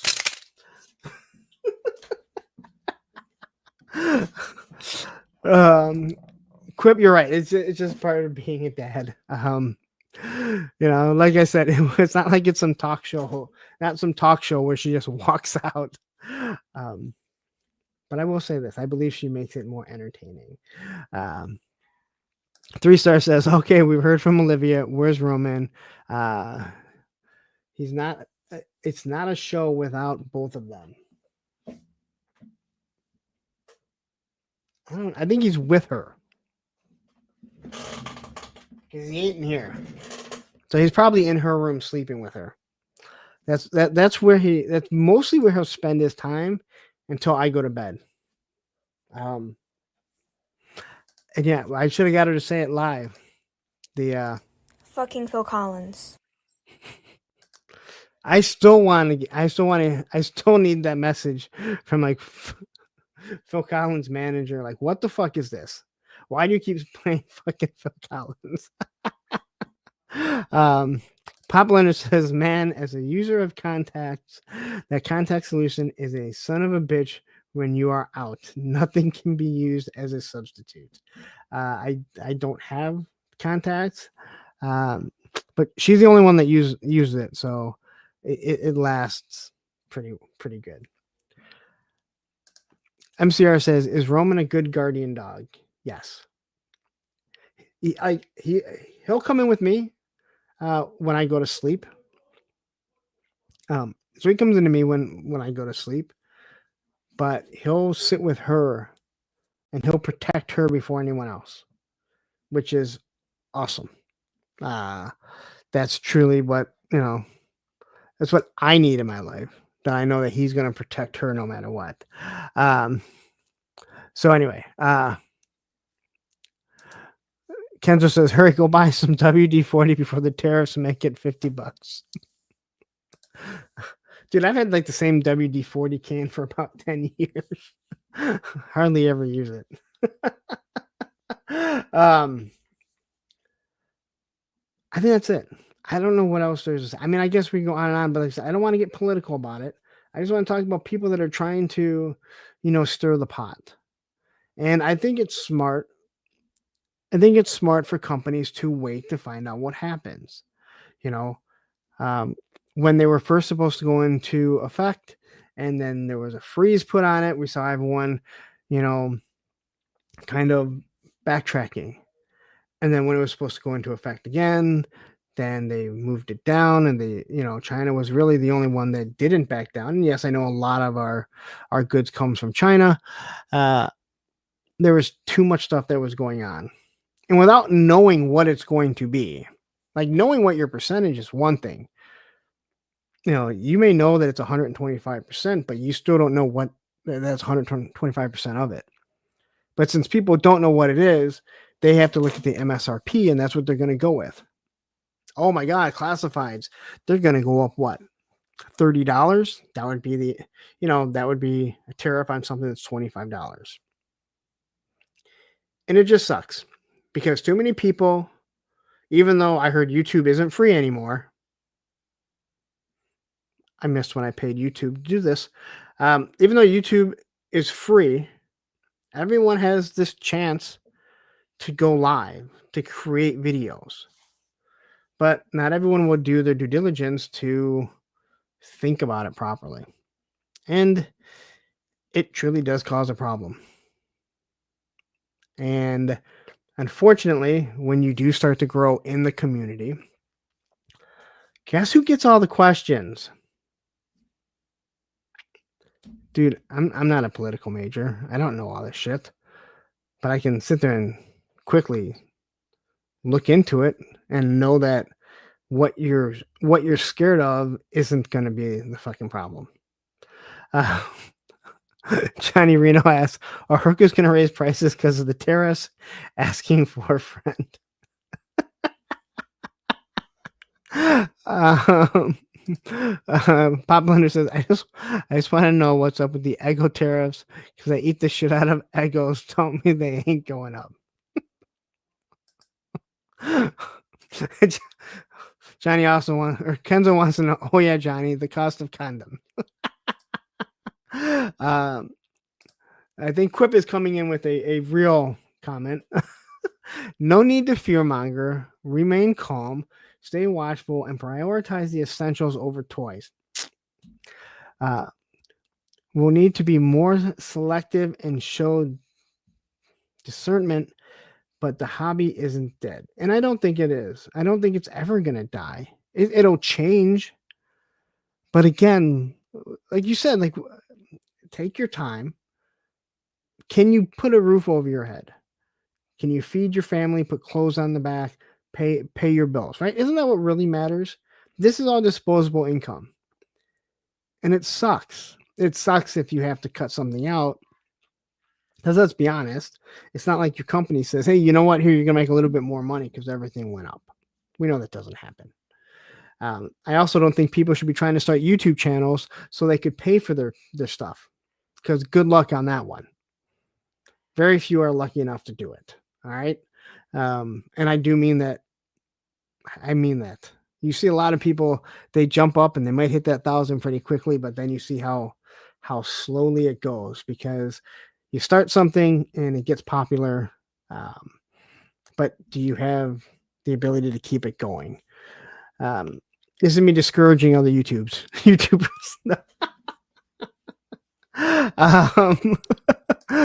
Kenzo says, Steve from Delta 17, help put it in perspective for me early. I'm not stressing. No, and again, and I'm just talking toys. I mean, you can adapt that to real life.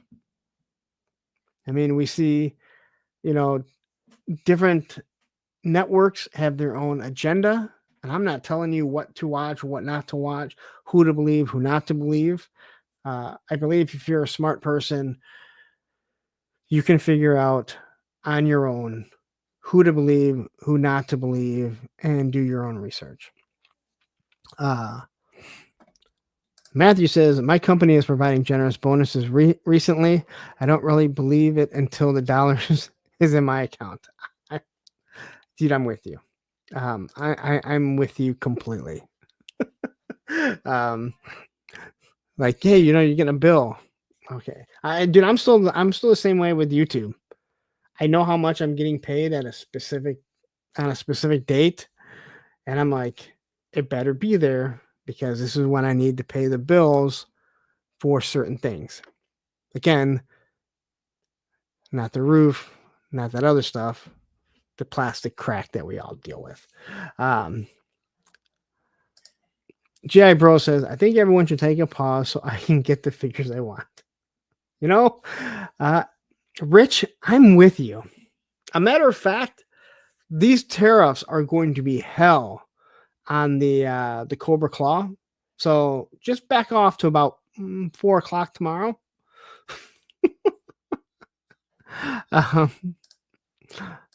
Kenzo says, weren't you just trying to discourage us about that? Yes, it's part of my plan. It's all part of my plan to be the last toy tuber on YouTube. So I'm the one that gets maximum profits.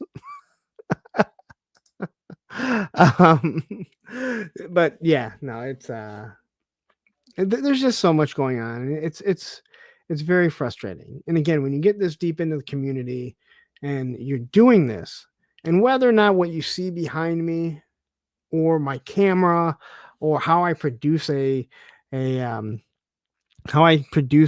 review, again, I don't do many cuts, if any. That's because that's the style that works for me. It doesn't mean that I don't put a lot of time and effort into this. And I know a lot of people, they don't. They can start drama. They start drama. They can run with a rumor. And again, any connection that I have to find stuff out early, everyone else has the ability to do the exact same thing. They have the exact same ability to do and talk to who I talk to. I don't have any secret connections or anything like that. So if you're going to do something like this, if you're going to post on social media, you're going to do YouTube because that's going to be there forever. Just take the time before you go guns a-blazing on something and make sure that the information that you are telling is as factual as possible at that time. And I say as factual as possible at that time because things do change, right? Things change all the time. Tony's Fix says, I'm off tomorrow, jumping on pre-orders. Ugh. But you are going to be on at 6:30 on Circle of Jerks. Roddy Rowell says, my Maximum Spidey shipped. She's excited. Quip says, this is a heel turn. Reveal that he's Destro, the profit director. Hey, I never said I don't have ulterior motives. I won't be happy till I take down Geek Dad Life. No, I don't talk turtles, so I don't want to take down anyone that talks turtles, because then people are going to expect me to talk fucking turtles, which isn't a bad idea because every single company, don't you instantly get a turtle license when you start a toy company? It's like a tariff. You get a tariff. You get a tariff. You get a turtle license. You get a turtle license.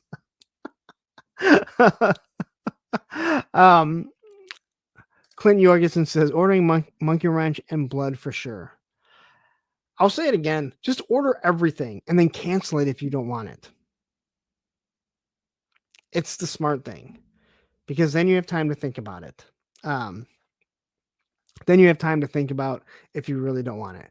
And Joe Fan is jumping in here late, and I think I'm about to call it a night because, as you guys heard, I have to wake up at 6 a.m. I know Johnny's going to go, oh, it's not that late here. I know it's not there.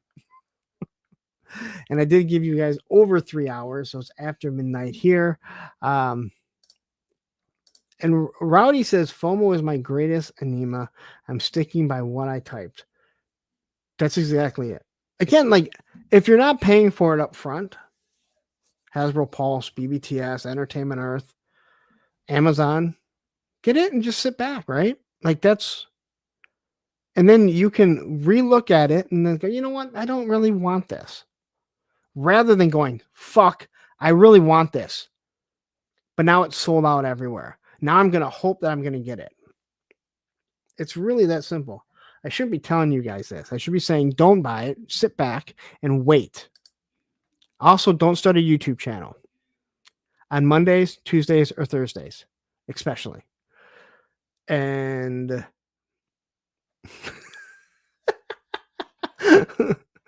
Quip says, yeah, TMNT is just handing out license to anyone who walks by.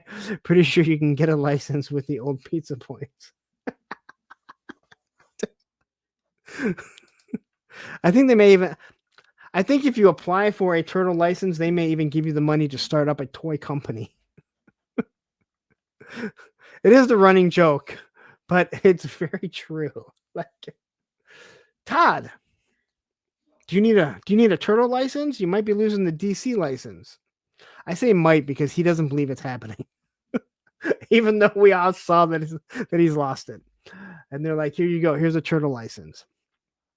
Taliban 1980 collects it. I pre-ordered and then cancel stuff all the time. Only way to go. Exactly. Especially if you're not paying for it. If it's one of those ones where you pay up front, you know, then I fully understand why you're not going to do it. But that's why it drove me nuts when people complained about Operation Monster Force and how long it took. I was aggravated over how long it took also. But guess what? I didn't give them any money. So if it took you 5 years, I don't care. Now, Operation Recall,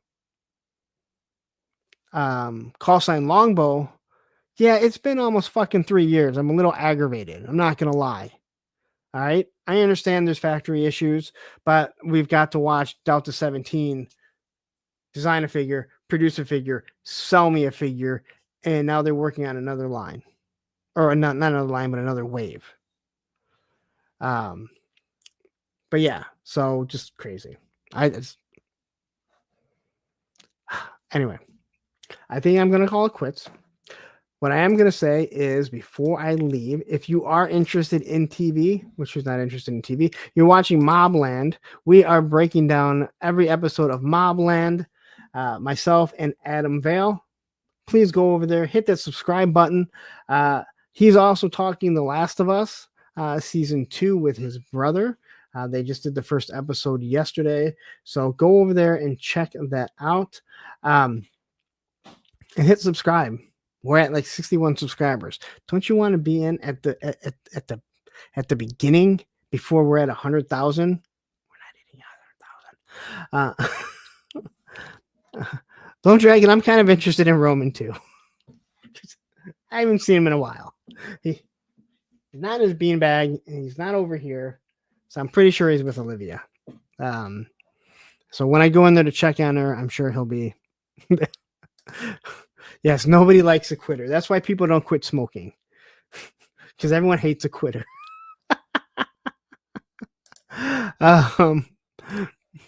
MCR says, if we are subscribed to both, do we get a bonus? Sure. You get the shout out. MCR is subscribed to both. There's your shout out. And Shark Eyes, dude, if you're not watching I don't care if, dude, I mean, yeah, I want you to watch our Talking Mobland. If you're not watching Mobland, so good. So good. 3 episodes in the 3rd episode here, holy shit.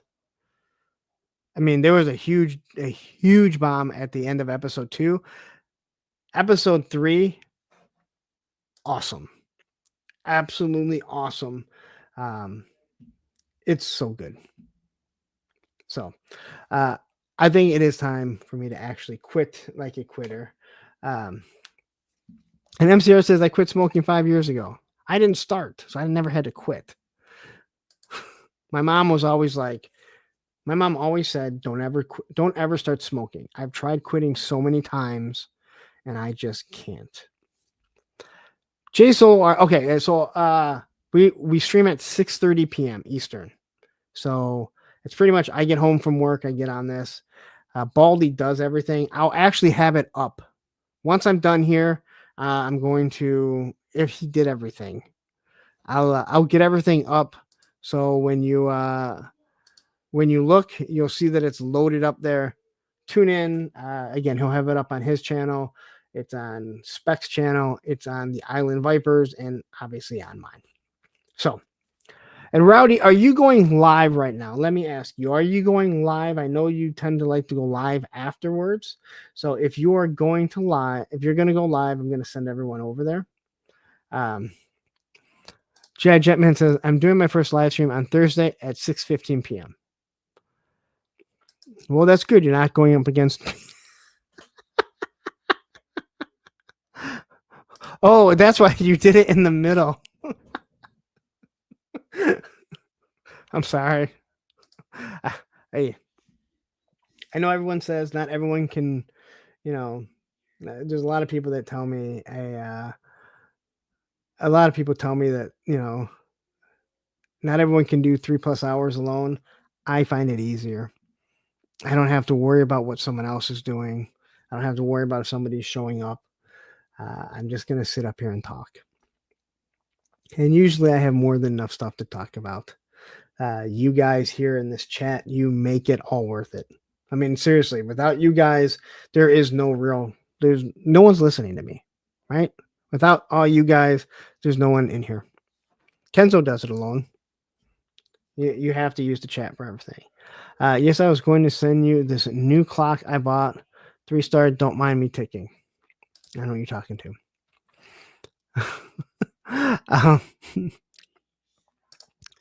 I was saying I finally hit channel memberships with yay without people watching. It's not possible. The Rowdy says, I already went live. I tried tonight. Sucked at work. Oh, okay. It does. So the other thing is, and I know people, I say this all the time. If you want to start going live, you find a time to go and you stick to it. Not everyone can do it.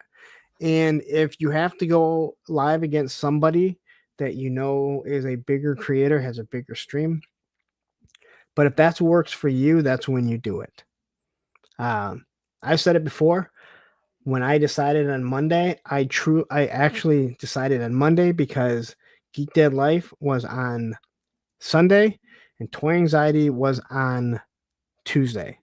Those were two that I didn't want to go against.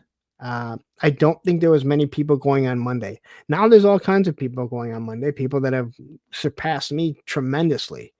But I've stuck to it because the loyal following that I do have that watch know at 9 p.m. every single Monday I'm going to be here. Almost like clockwork. I think I've missed like 5 episodes in almost 3 years, 2.5 years, something like that. But anyway, I am going to leave because I'll just continue to talk. This is why I don't have a problem going 3 hours. Rowdy says, I could not do 3 hours alone. I would not be able to speak the next day. I'm going live tomorrow, and then I have to go fucking live on Thursday. I don't have to. I choose to. So it's always fun. It's always fun. Pop Blender says, at this point, if someone wants to go live and dominate the streams for toy tubers, you can. It's wide open market. I agree. Again, just have fun with it. But if you are going to do lives, my best advice to anyone is pick a time that you know that almost every week you can go live at that time. Quip here says, I too am a yapper. Again, it's Geek Dead Life. They are on at 9 p.m. every single Sunday. Helidote Toys, same time. All right. They go same time every single time. Yojo Jerk and Gains, 8 p.m. on Mondays and Thursdays. Everyone knows it. A Toy Kind of Mood. That was a bad example because he goes whenever he wants to, even though he tries to say it's on Wednesdays. Tuesday is, 9 p.m. You have you have Ed and Travis. And then at 10 p.m., I don't know why my mods had to overlap. You have Pop Blender and Matthew going on. So it's all about that consistency. It becomes like Family Ties. Rowdy, you probably don't know what Family Ties is. It was a sitcom that if you weren't there, you had to hope that your VCR recorded. And good luck with that because you manually had to set to record. But anyway, I'm going to get out of here. If I didn't mention when you go live, it's because I don't fucking know. Yes. And I'll ask this one last time before I do leave. For all the people that remember Family Ties and Alex P. Keaton, when you sit in a chair like this, do you not push yourself away every now and then and turn when he was like on speed? When he was, I still do that. I used to absolutely love it. You say we stand MJF. Are you saying we stand with Michael J. Fox? I'm not sure if Michael J. Fox can still stand. It's never too early. And he makes fun of himself. And Largo's later jumping in here saying greetings as I'm trying to leave. Oh. Pop Blender, fuck you. I'm not singing that song. Did who call you chicken? Did who call you chicken? I don't think anyone called you chicken. I don't even know what that means.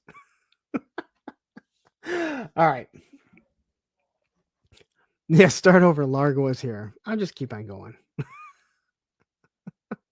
All right, I'm gonna get out of here. Thank you guys all for tuning in. I had a blast once again. Tune in tomorrow, 6:30 p.m. I will have everything up and running once I get off of here. If Baldy sent me everything, because he's really the one that sets it all up.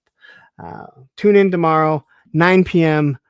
Tune in to Action Figs. Actually, now I don't know.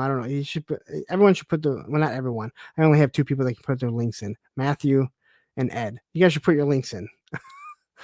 Matthew's at 10 on Pop Blender's channel. Ed is at 9 p.m. on his channel. So go over there, watch them at 6:30. I will be live. I gotta stop talking. I'm just out of here. Shit, I lost everything. Take care.